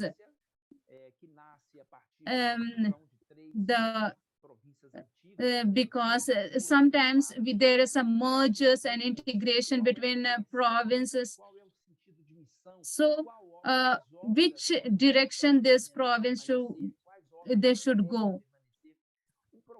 So which are the work which they should do, which are the works they shouldn't be doing? It brings a lot of clarity.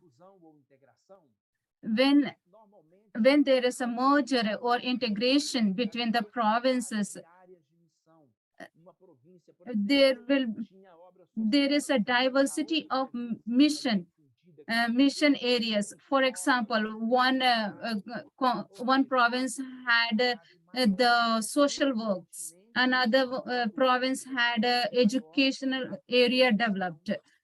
So we can notice the diversity of mission of different provinces. So the governance program gives us the direction, which direction we should go, and align all these mission areas, which will lead us to fulfill our charism. And I want to also draw your attention to the cultural diversity. Provinces of different countries, if it is in different countries, so their culture is different, but they all have come and emerged or integrated. So you can feel the cultural diversity, because there are lay people, associates working with these provinces for years. So we need to pay attention how we can manage this cultural diversity, how we can make use of this cultural diversity for the good of the congregation. Also, of course, it is very important that we study about the governance program, because it deals with the future of the congregation. Because we see very clearly there is a reduction in the number of religious. So many times we hear from the religious telling we are very few. What should we do? And because we have so many mission, so many works in our mission areas, and we have a few members, how can we continue to do this work? So the management of this work is done by religious, but now there is no religious to manage this work. So the governance program helps us. How can we keep our works going in spite of having fewer members in our congregation? And sometimes the congregation keeps on growing, and with the help of other people, lay associates, other members, and they have sometimes you notice that small companies begin with one or two boss, two members, but it keeps on growing. How are they able to do it? Because they keep on including other people with the values of their institution, of their company. So in religious life also we can apply also the same thing, because we can continue doing the good works that we are doing by including other members who are having the same values like us, or give them the formation to have the same value as yours. And governance program is also very important to give meaning to the mission that you are doing, and to give the face to the mission that you are doing. And there are so many works depends on the market. For example, school, educational system, and health system depends a lot on the society, and it is a market area, we can say.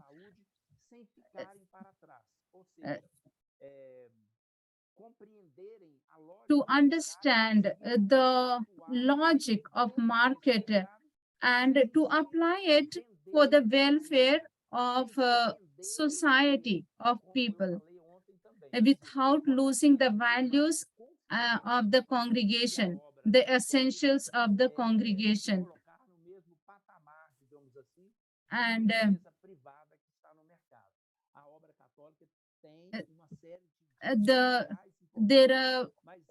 the Catholic work has lot of good values that we can disseminate in the society, in the market, when we work with other company, and this helps a lot, and it helps the society and world at large.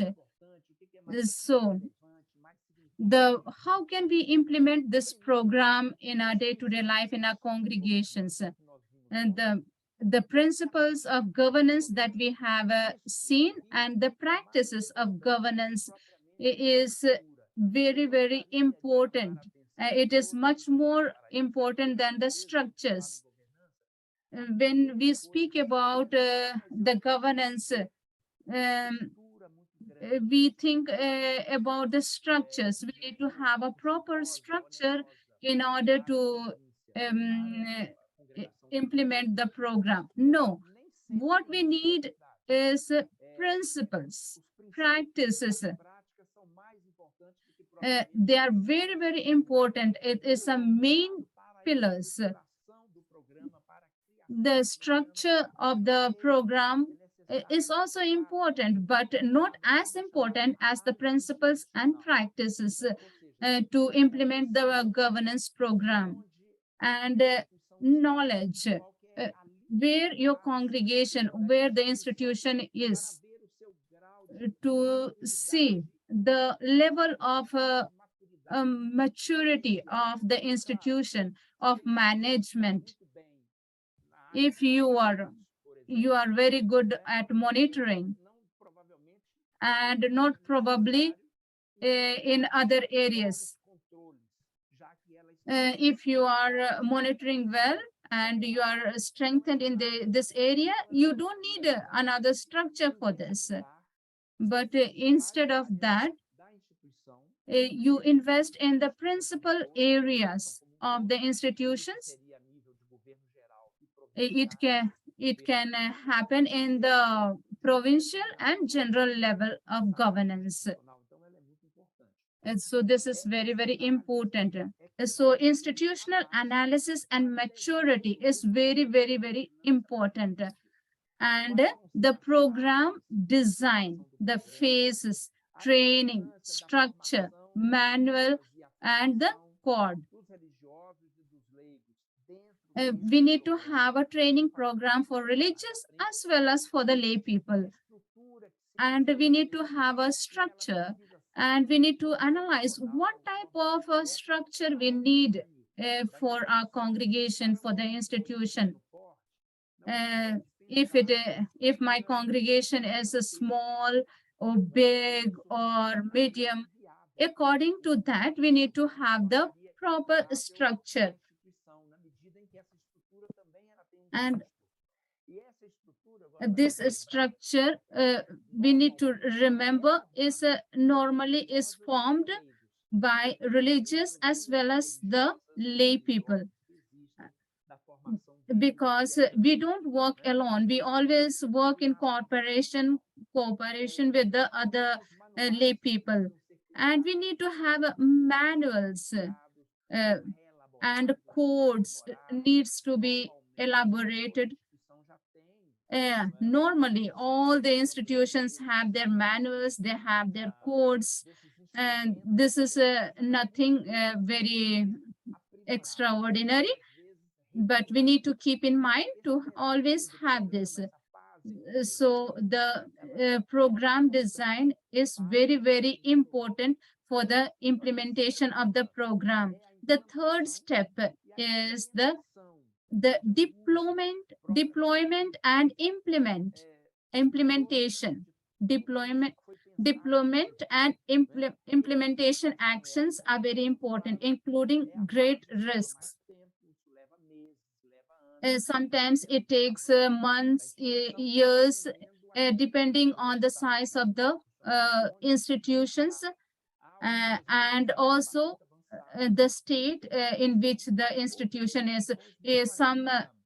Some institutions are greatly advanced, some are in the middle, some are in the beginning. So wherever it is positioning oneself, according to that, it will take time.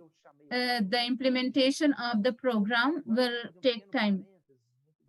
So let me give a small parenthesis. Someone had asked about the risk, so that you have the category of risks. There can be another, here some categories I am giving, but there will be other categories. It will be, sometimes the risk is that it is not able to pay all the bills. So this is a risk. So it can be also the operational risk. We have a lot of works. We don't have people who are well trained and formed for the work. For example, we can take the taking care of the elderly. Suppose one old person falls and that person does not know how to manage, maybe it's a fracture or maybe neurological problem. So if that person is not well formed, not well trained, that person will not know how to deal with the problem. So this is an operational problem. There are so many other areas of operational problems. And the institution may have the series of operational problems. And also the sanctions. You don't attend to the safety requirements, and it varies from countries to countries. If one does not follow the rules and regulation of the state, it can be processed. And there is also the risk of a market. It can be a school, health centers. As in Brazil, for example, so many schools have been closed because they do not follow the rules and regulations. In our country, we know about this, why this happens. And there is a risk of credit. The patrimony, it is compromised and cannot take any more loans. We have also legal risks. são semelhantes aqui aos It, né? it is similar to the process, because when we don't follow the rules and regulation, we are processed, and that is the legal risk we have. Europa, vocês já têm aí In Brazil, we have different rules. In Europe, you have another rules, and in other countries, you have another rules. exemplo ligado a essa lei, não é?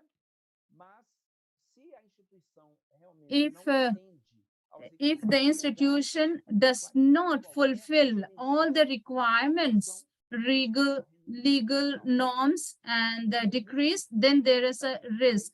There is also a behavioral risk, and the worker who is not behaving well, the teacher who is not teaching well, is not doing well with the students, and the conduct, the behavior of the employee, of the manager or whoever is employed, is not according to the institution, then according to the country, then it is a risk. por exemplo, nem vender determinado patrimônio. And sometimes there is a liquidations. So we have big patrimony, we have a lot of property, but sometimes we are not able to sell because the cost of it is very low. And sometimes we have the risk of reputation. Reputation is at risk. Of course, all this risk that I am telling here, all this risk is related to the reputation, because you have the positive reputation, but if you don't have all this, you don't fulfill all the requirements of the profession and the mission that you have assumed, then you will have the bad reputation, and it is damaged. So I would like to draw your attention to that, how serious it is. This risk can be identified according to the projects. First, we need to identify, then classify, and there is metrics of classifying which risk we are having and how we can solve this risk.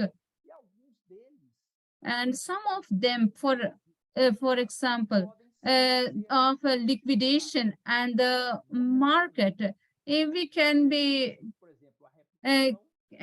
solved easily, but reputation is very hard to recover. Once reputation is gone, because you have damaged, and the damage is very great. So returning to our session of afternoon,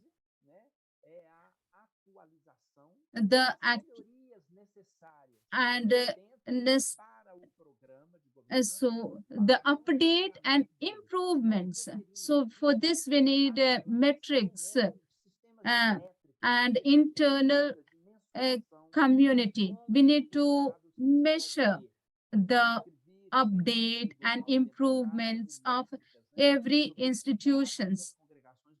And we need to take care and be concerned about this improvement that is taking place. And we need to always update ourselves so that our knowledge about the work that we are doing is up to date.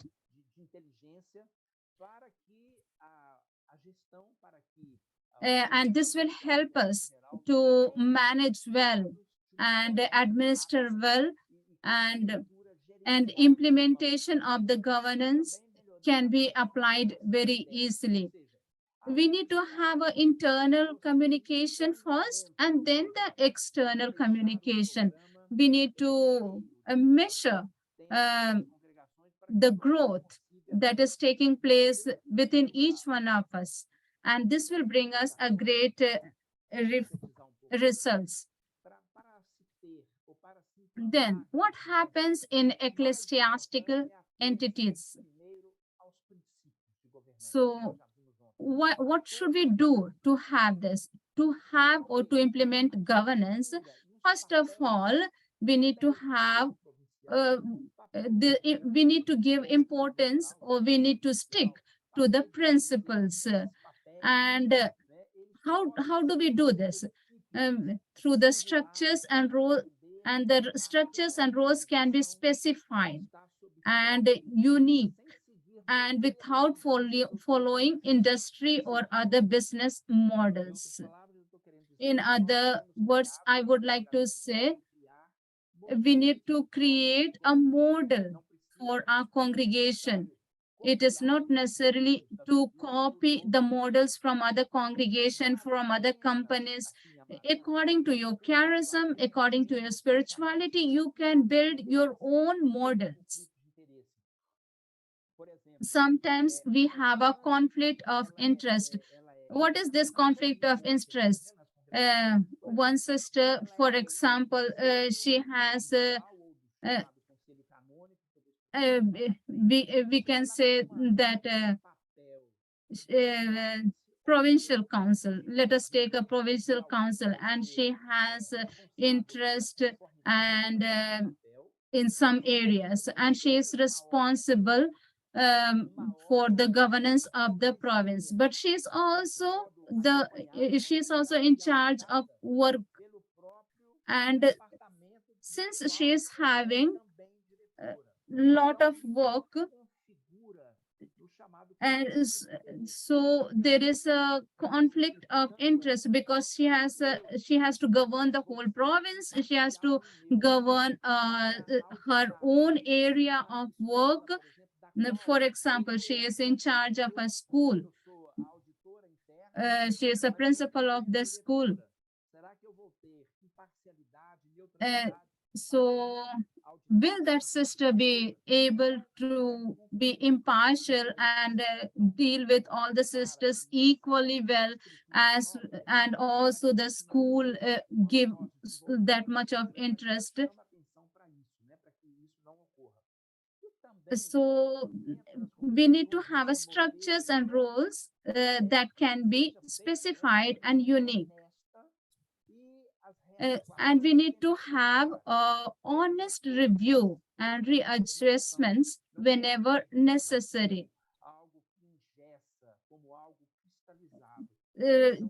Sometimes we need to make adjustment, because sometimes in our work areas we are so strict that it becomes like a burden, and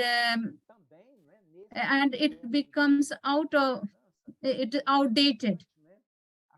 So it is very important to readjust continuously ourselves in order to progress. So we need to have centralization versus decentralization. So what is centralization? Centralization of policies, guidelines, norms, procedures, and codes of conduct. We need to have all this centralized. There is also we need to have centralization of strategic decisions, and we need to have centralization of the architecture of the management of the works, then management format and the legal frameworks. And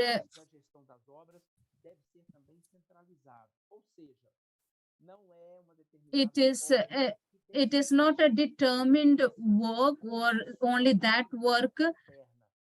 Your internal structure. So centralization of the architecture and of the management of the works in all the areas of mission, so that the province works in a better way. But we need to have decentralization of the operation based on a framework of authority, setting limits for decision making. Every work every work should be clear, and we should know who will be making the decision.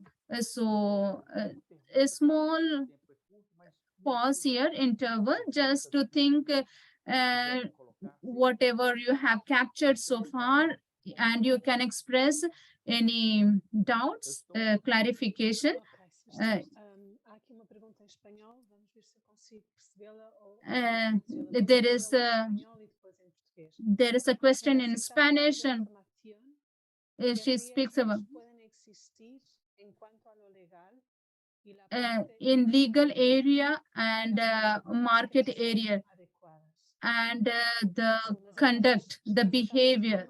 These are the risk that you presented to us in our behavior and conduct. Riscos podem existir em relação à parte legal e à parte intangível. And O que acontece quando as condutas não são adequadas? when our conduct is not according to the mission, what happens? What type of risk can emerge? A formação, ela precisa ter Training should have bom programa de formação. a good formation. Precisa ter normalmente 3 eixos. It should have a 3 axis.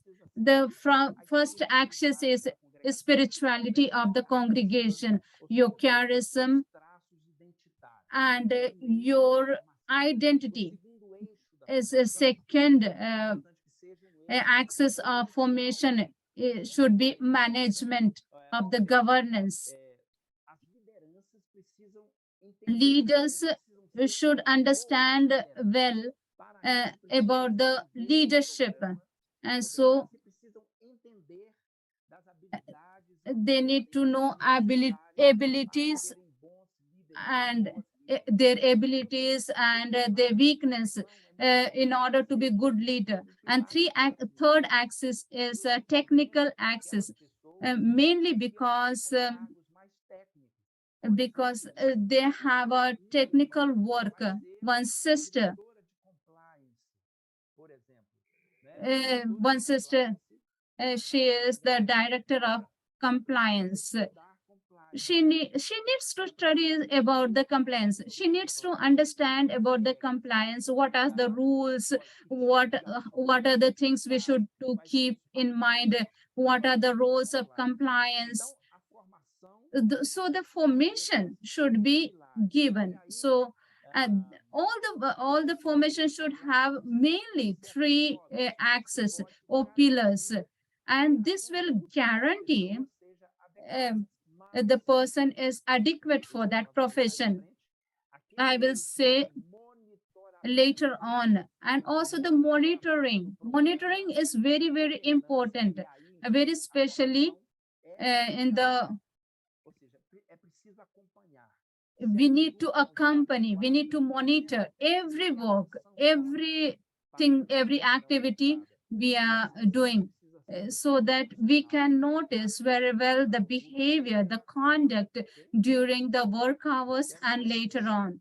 Sim, eu acho que sim, obrigada. Aqui há uma pergunta um bocadinho mais difícil, acho eu, está em inglês, agradeço à Meti.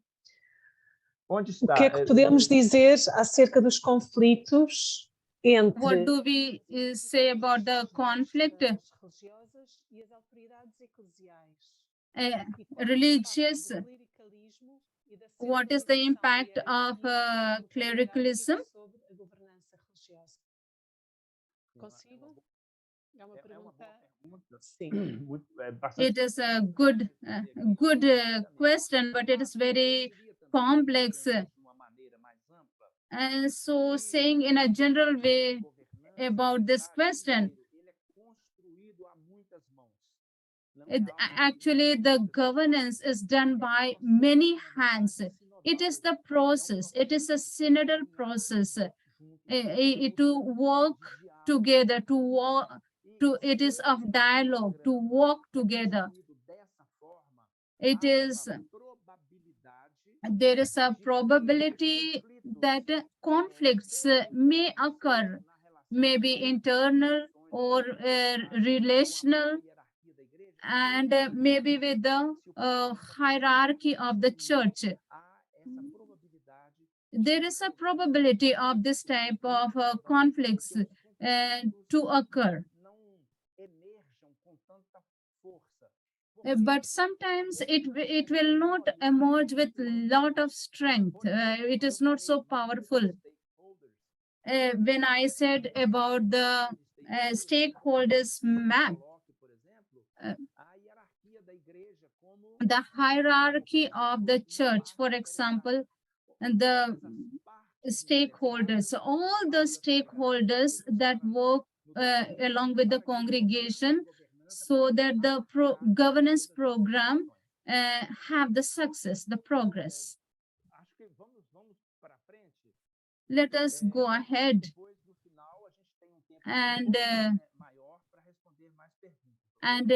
later on I will be able to answer some of your questions. Let us complete this and then I'll answer your questions. Just reminding that I was not able to answer. We will answer you later on through email or other means. Well, so what is the role of religious leaders in the practice of governance? We as religious, what is our role as a religious leaders? As religious leaders, we need to understand, embrace, and practice the principle of governance. The religious leaders should be the protagonist, the leading the program, and it should come from inside out. It is not something that you give it to the lay people and say bye-bye. No. Please, all those who are present here, all the religious, we need to understand, embrace, and practice the principle of governance. We cannot give just in the lay people's hand and say bye-bye to. And we need to define governance, structure, and program. And a simple governance structure, a complex governance structures, all-inclusive governance structures, and bureaucratic governance structures. What is the type of governance structure that we need to have? How are we going to adapt this program in our institution? And governance is not a cake recipe. For each reality, in each situation, we need to discern, and we need to create a different governance structures. And we need to co-create and validate governance documents. You know, this governance document, this should be co-created. We need the help of the experts, the specialists, so that we can co-create and validate governance documents, and we can follow for the progress. And we need to understand how we can apply this in our institution. And when we are able to apply, then we are validating the governance documents. We need to do it in a very profound way, deep way.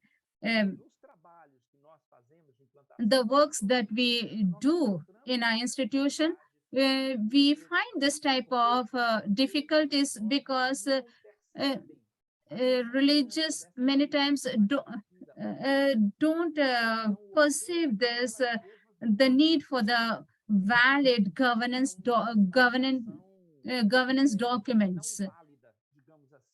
And they don't take the help of the experts. So therefore, it is not valid too.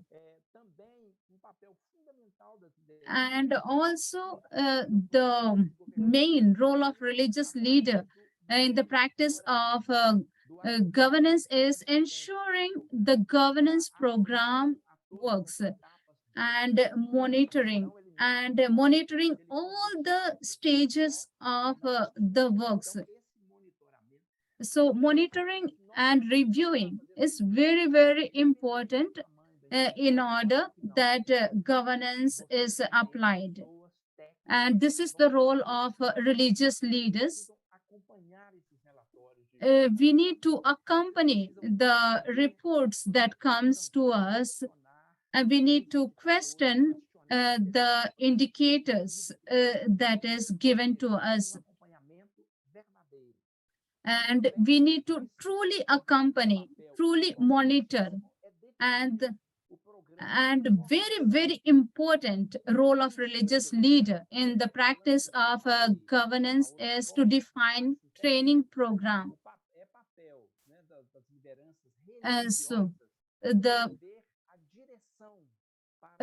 role of religious leaders in the practice of governance is to formulate the strategic direction for the institution's long-term future and provide directions and involvement in the crucial and strategic execution decisions. That is executive action. So the decisions that we will be making, it should be strategic. And the role of supervision, monitoring, and surveillance of management performance is very, very important. And it is the work of the religious leaders. And accountability is an important factor in this area. And recognition of the responsibility of those involved in the management. Because there is religious management and also the lay people who manage the work. So it is, I have just tried to put it in a systematic way. So the governance in philanthropy, in roles of different levels and association, how does it happen? Governance in philanthropy areas. So we have three parts. So we have a general or provincial government. Then we have deliberatives, and then there is a guardian of the decisions of the general chapter or the policy. But sometimes the religious who is not a part of general or provincial government, but that person can help in this area. So who are the general or provincial government? They are the canonical council, and other people who are not part of the canonical council are the board of directors. And then there is a physical council. The canonical council has the role of guaranteeing of the governance, that is to work for the welfare of the congregation and take decisions which will be for the welfare of the society and for the congregation. A diretoria tem papel, então, executivo, Sorry, I just rushed off. But it is this. Of course, lay people are also involved. But when I speak about the board of directors, there are other lay people or other religions who is capable of contributing in this area. In every congregation, there are members, canonical council members are 3 to 5, and the board of directors are help the canonical council for the welfare of the society. Here is the materialization. In board of directors, it is materialized. And you have the fiscal council is responsible for the monitoring, revising, and also the supervision or supervises the execution of the works, all the activities. And it works in partnership with the canonical council.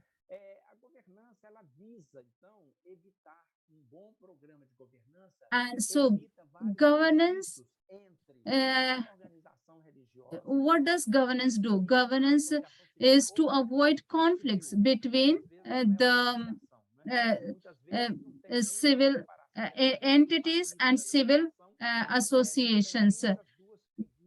The governance program elaborated from and with the provincial government. In order to avoid conflicts, I would like to emphasize here that we need to elaborate programs of governance from and with the provincial governments. Canonical council, just as I said before, is with the participation in the civil entity in the role of or with the board of directors, preferably with the religious in non-executive positions. It is also important that there should be separation of roles of provincial and the president of the association. And you will find that many times there is a conflict because there is no separation of roles of provincial and president of the association. It is also important that in the civil entity, the different president and executive directors, there should be different. President should be one person and another executive director should be another person. It is also important to create an audit committee with non-executive members based on the number of your number of religious in your congregation. One sister who is the director or principal of the school is also in this committee. No, we need to have another person for this. And so we also need to have a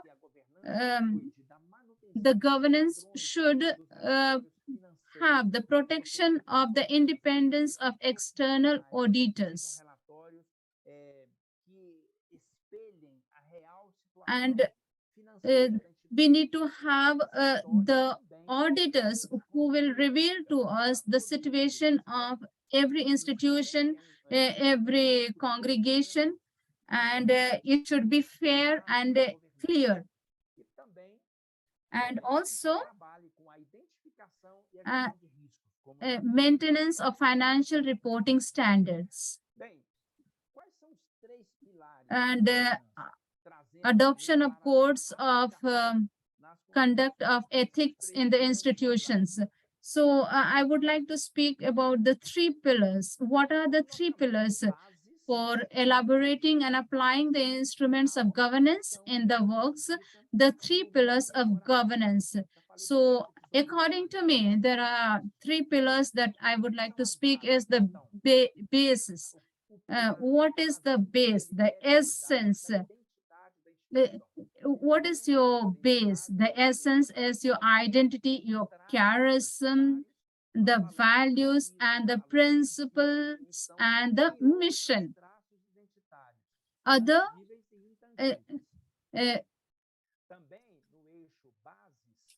in the basis also your statutes and constitutions are your base. It is essentials, and we need to give due importance to it, and the code of conduct and its ethics. And your another base is the definition of roles and the scope of relevant positions. And we cannot speak about governance if these bases are not very well established. And then another pillar is operation, that is, and the management models, structures and functions, and what are our policies and standards. And so all our works are directed by what policies, by what standards. It should be very, very clear. And we need to have knowledge about technology. Technology is very, very important in today's world. And we need to have methodology of operating all our works. Many times the work of congregation is very well done, but the method is not very clear. It is very, very much oral. It is not written very well, but the work is really wonderful. So we need to have a methodology, and we need to have in all the areas of our missions methodology, that in education, in the hospitals, in the healthcare centers. And we need to have records and reports of all our activities, And a third pillar is monitoring, and there's access for the governance structure and the services. And this is the opinion on management reports. This access will make the analysis of compliance, and it will take care of the management in a detailed manner, how all the works are being done. It analyzes step by step in details whether by all our hirings, all expenses, compliance, and it should be structured. It should be structured very clearly, and we should have a clear understanding. And we need to have a internal audit and process auditing, external audit. We need to have a structured access clearly. So management model, because it gives management model gives materiality. So the model, I said, it will reflect the culture of the institution.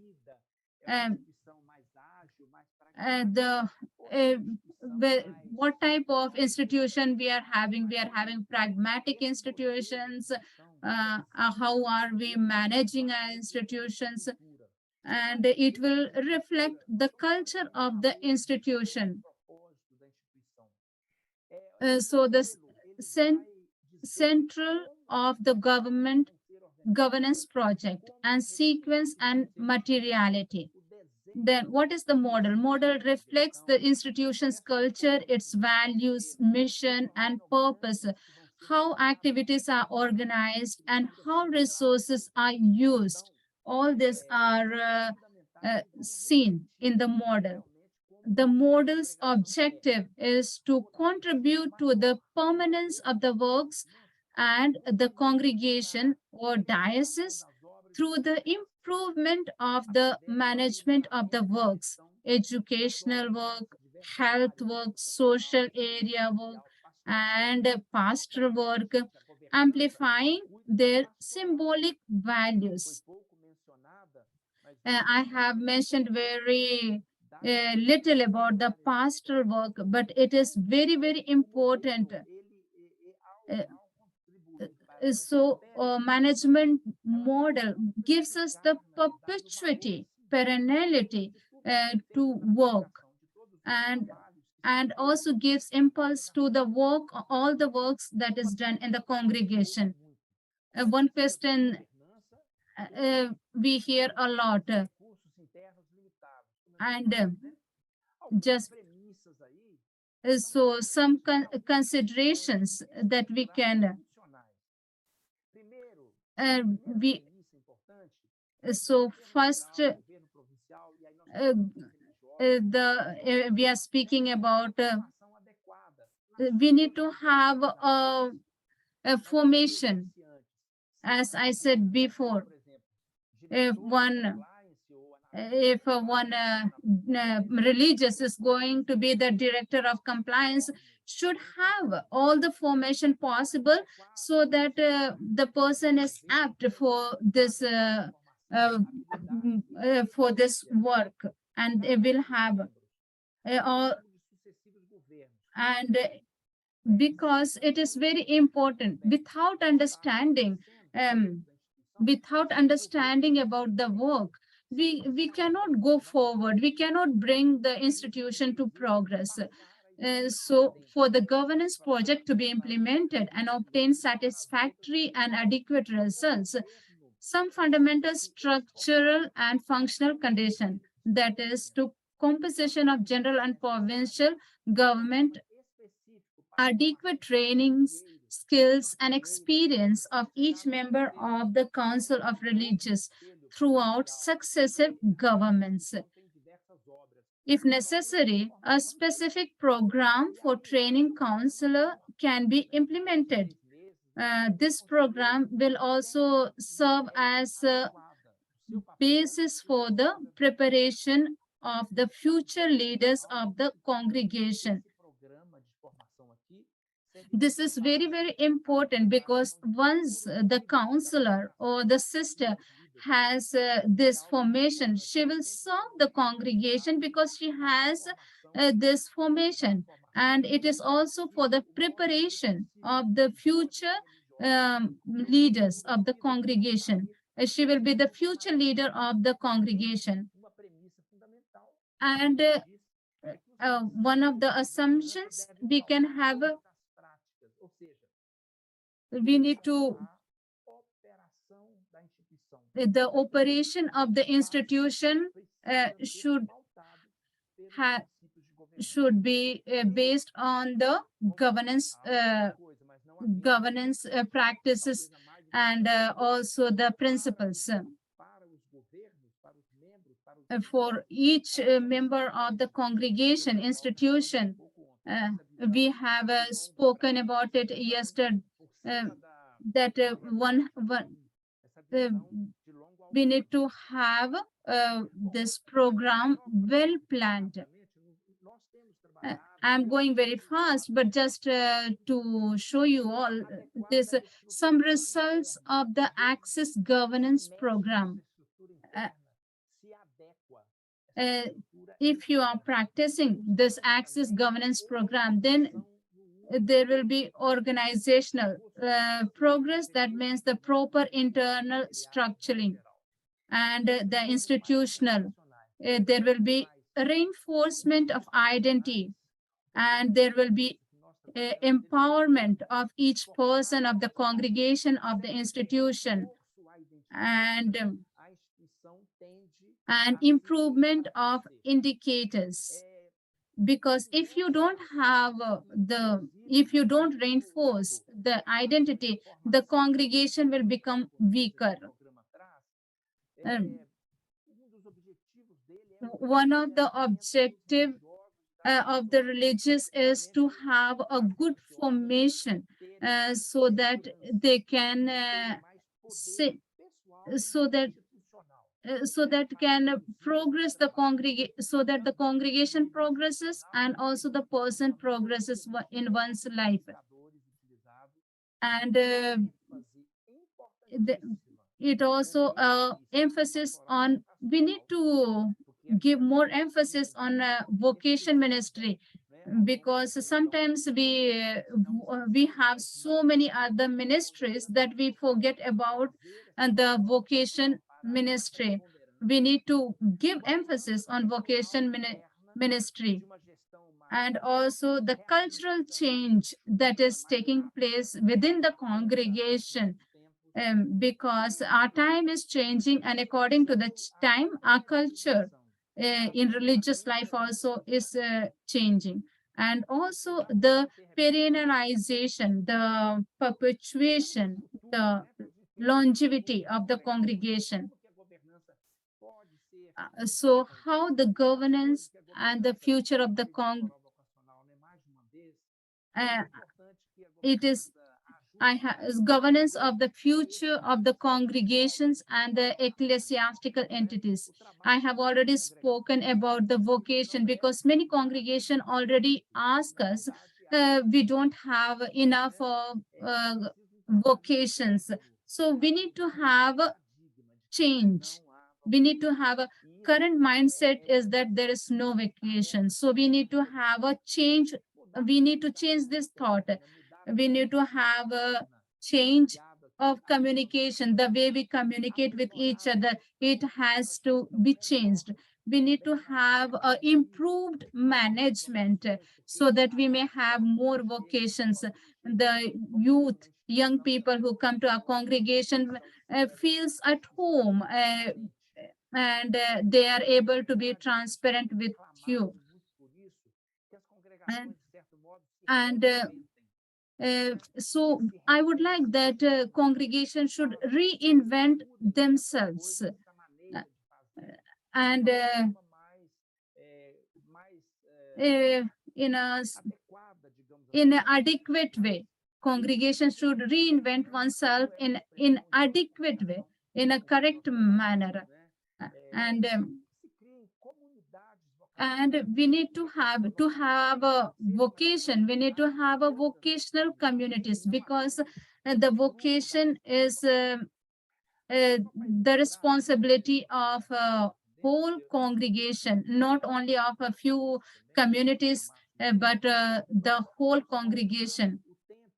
So we've just calculated how the number of religious will be decreasing over time. The governance and the future of congregation and ecclesiastical entities.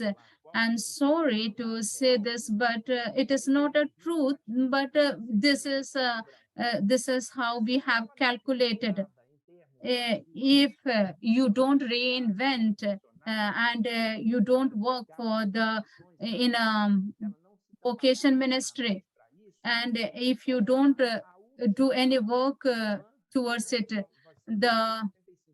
so the last sister or the last religious will live till 2075. We have done this calculation for many religious congregation, so that they can work on it and they can pay attention on this area, and so that and also to give them idea till when they can survive as live as religious, and so that also they can take necessary steps towards it. do fortalecimento e da preservação da identidade. And Nós estamos falando de forma the govern continuada e sistemática. so we are speaking about the governance and management, and the governance and the future of the congregation and ecclesiastical entities. We are speaking about the strengthening and preserving identity. We are speaking about the continuing and systematic training of for religious and lay people. And we are speaking about the effective monitoring system. And Pope Francis has spoken a lot about that. And Pope Francis speaks also about the resignification of practices and concepts. And we need to have adaptive plasticity so that our congregation may live in these new realities.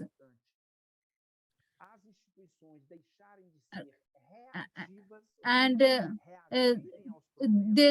need to be a change, and our congregation needs to be, instead of being reactive, they need to be proactive, which is very, very important. In my vision, according to my view, governance helps a lot to keep this flame burning, to keep the flame of a passion of religious burning. Governance helps a lot because you are a religious, and let this flame of religious life keep burning. Thank you very much for participating in this program. I'm very sorry for all the questions that I was not able to answer now, but we can answer if you have. You can send me. You can send me, and I will be able to answer you. And here is my email. So we have about 10 minutes to answer the questions. Sebastian, thank you very much for a very beautiful presentation. In chat, we have some questions. One of the question is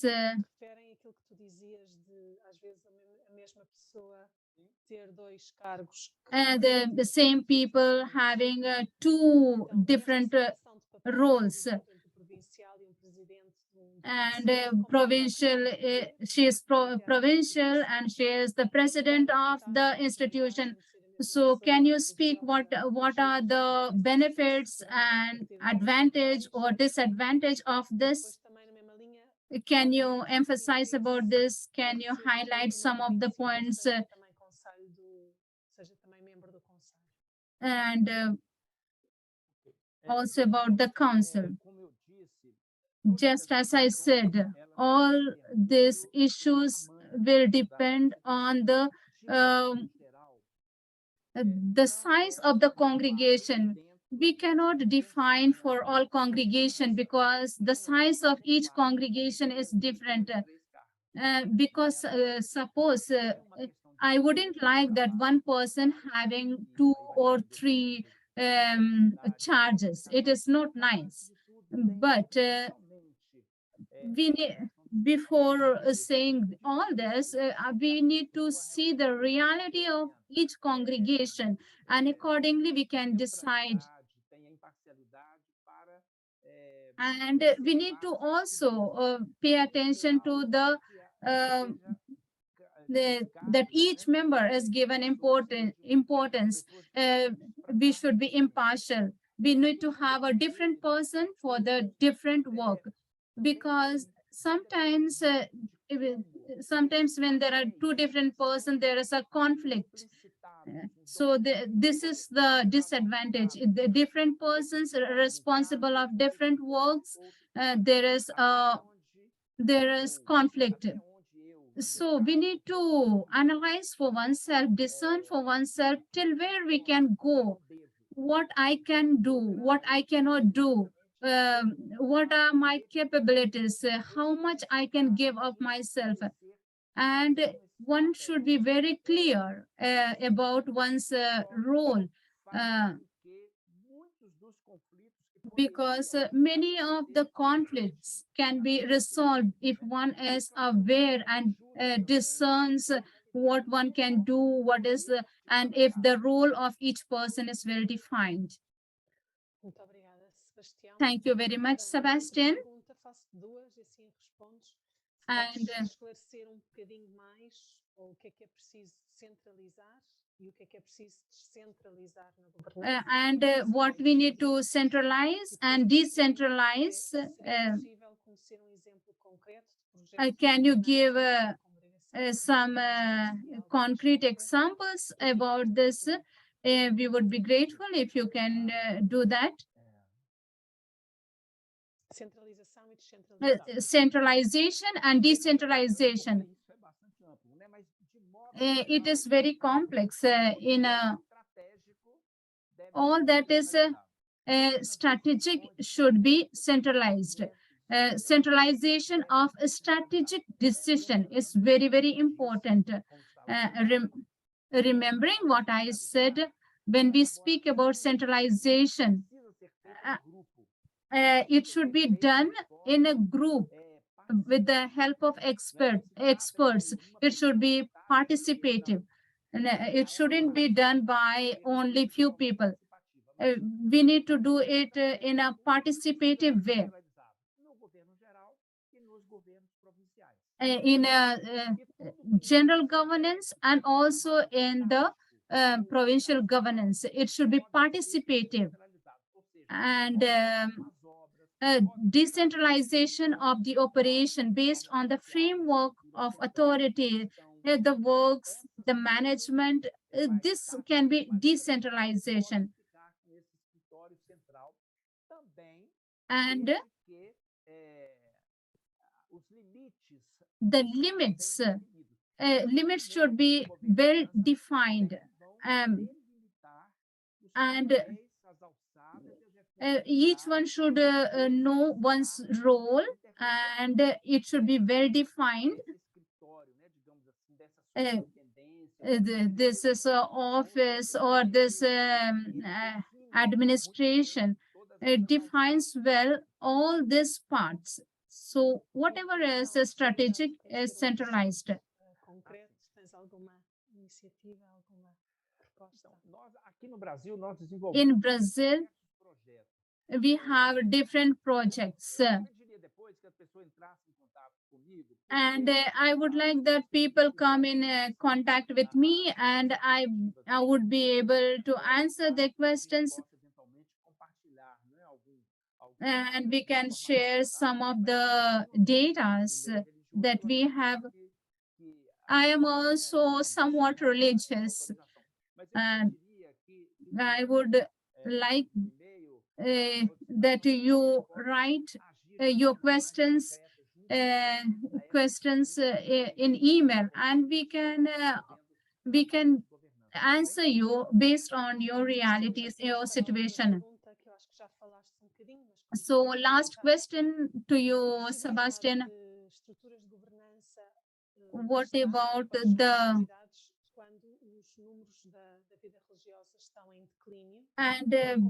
but the religious life, the number of religious is decreasing. So how can we try to keep going and maintain all our works?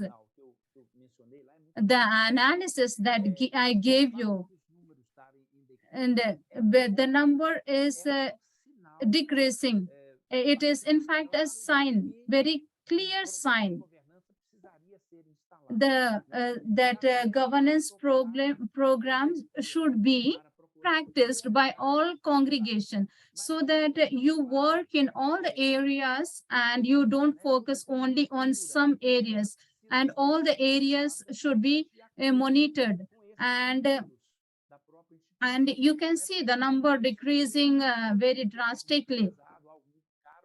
Of course, it is Eu volto a reforçar algo que eu disse.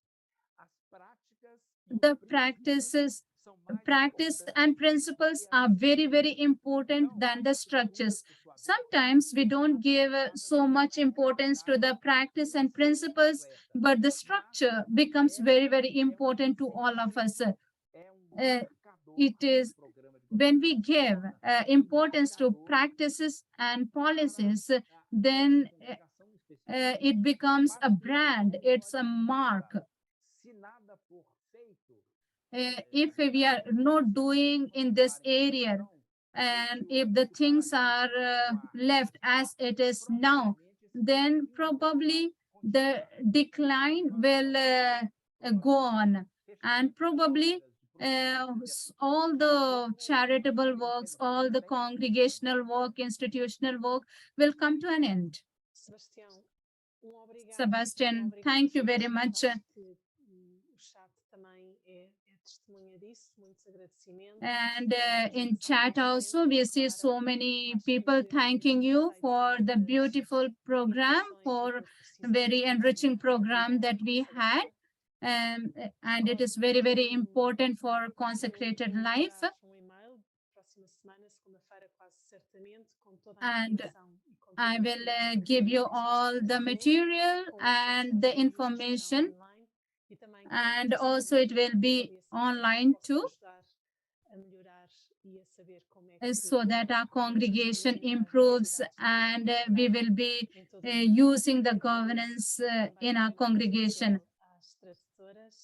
So thank you very much, all the translators. It is very hard work, very intense work, but you all have done extremely well. So thank you very much. So thank you very much. So thank you to each one of you. You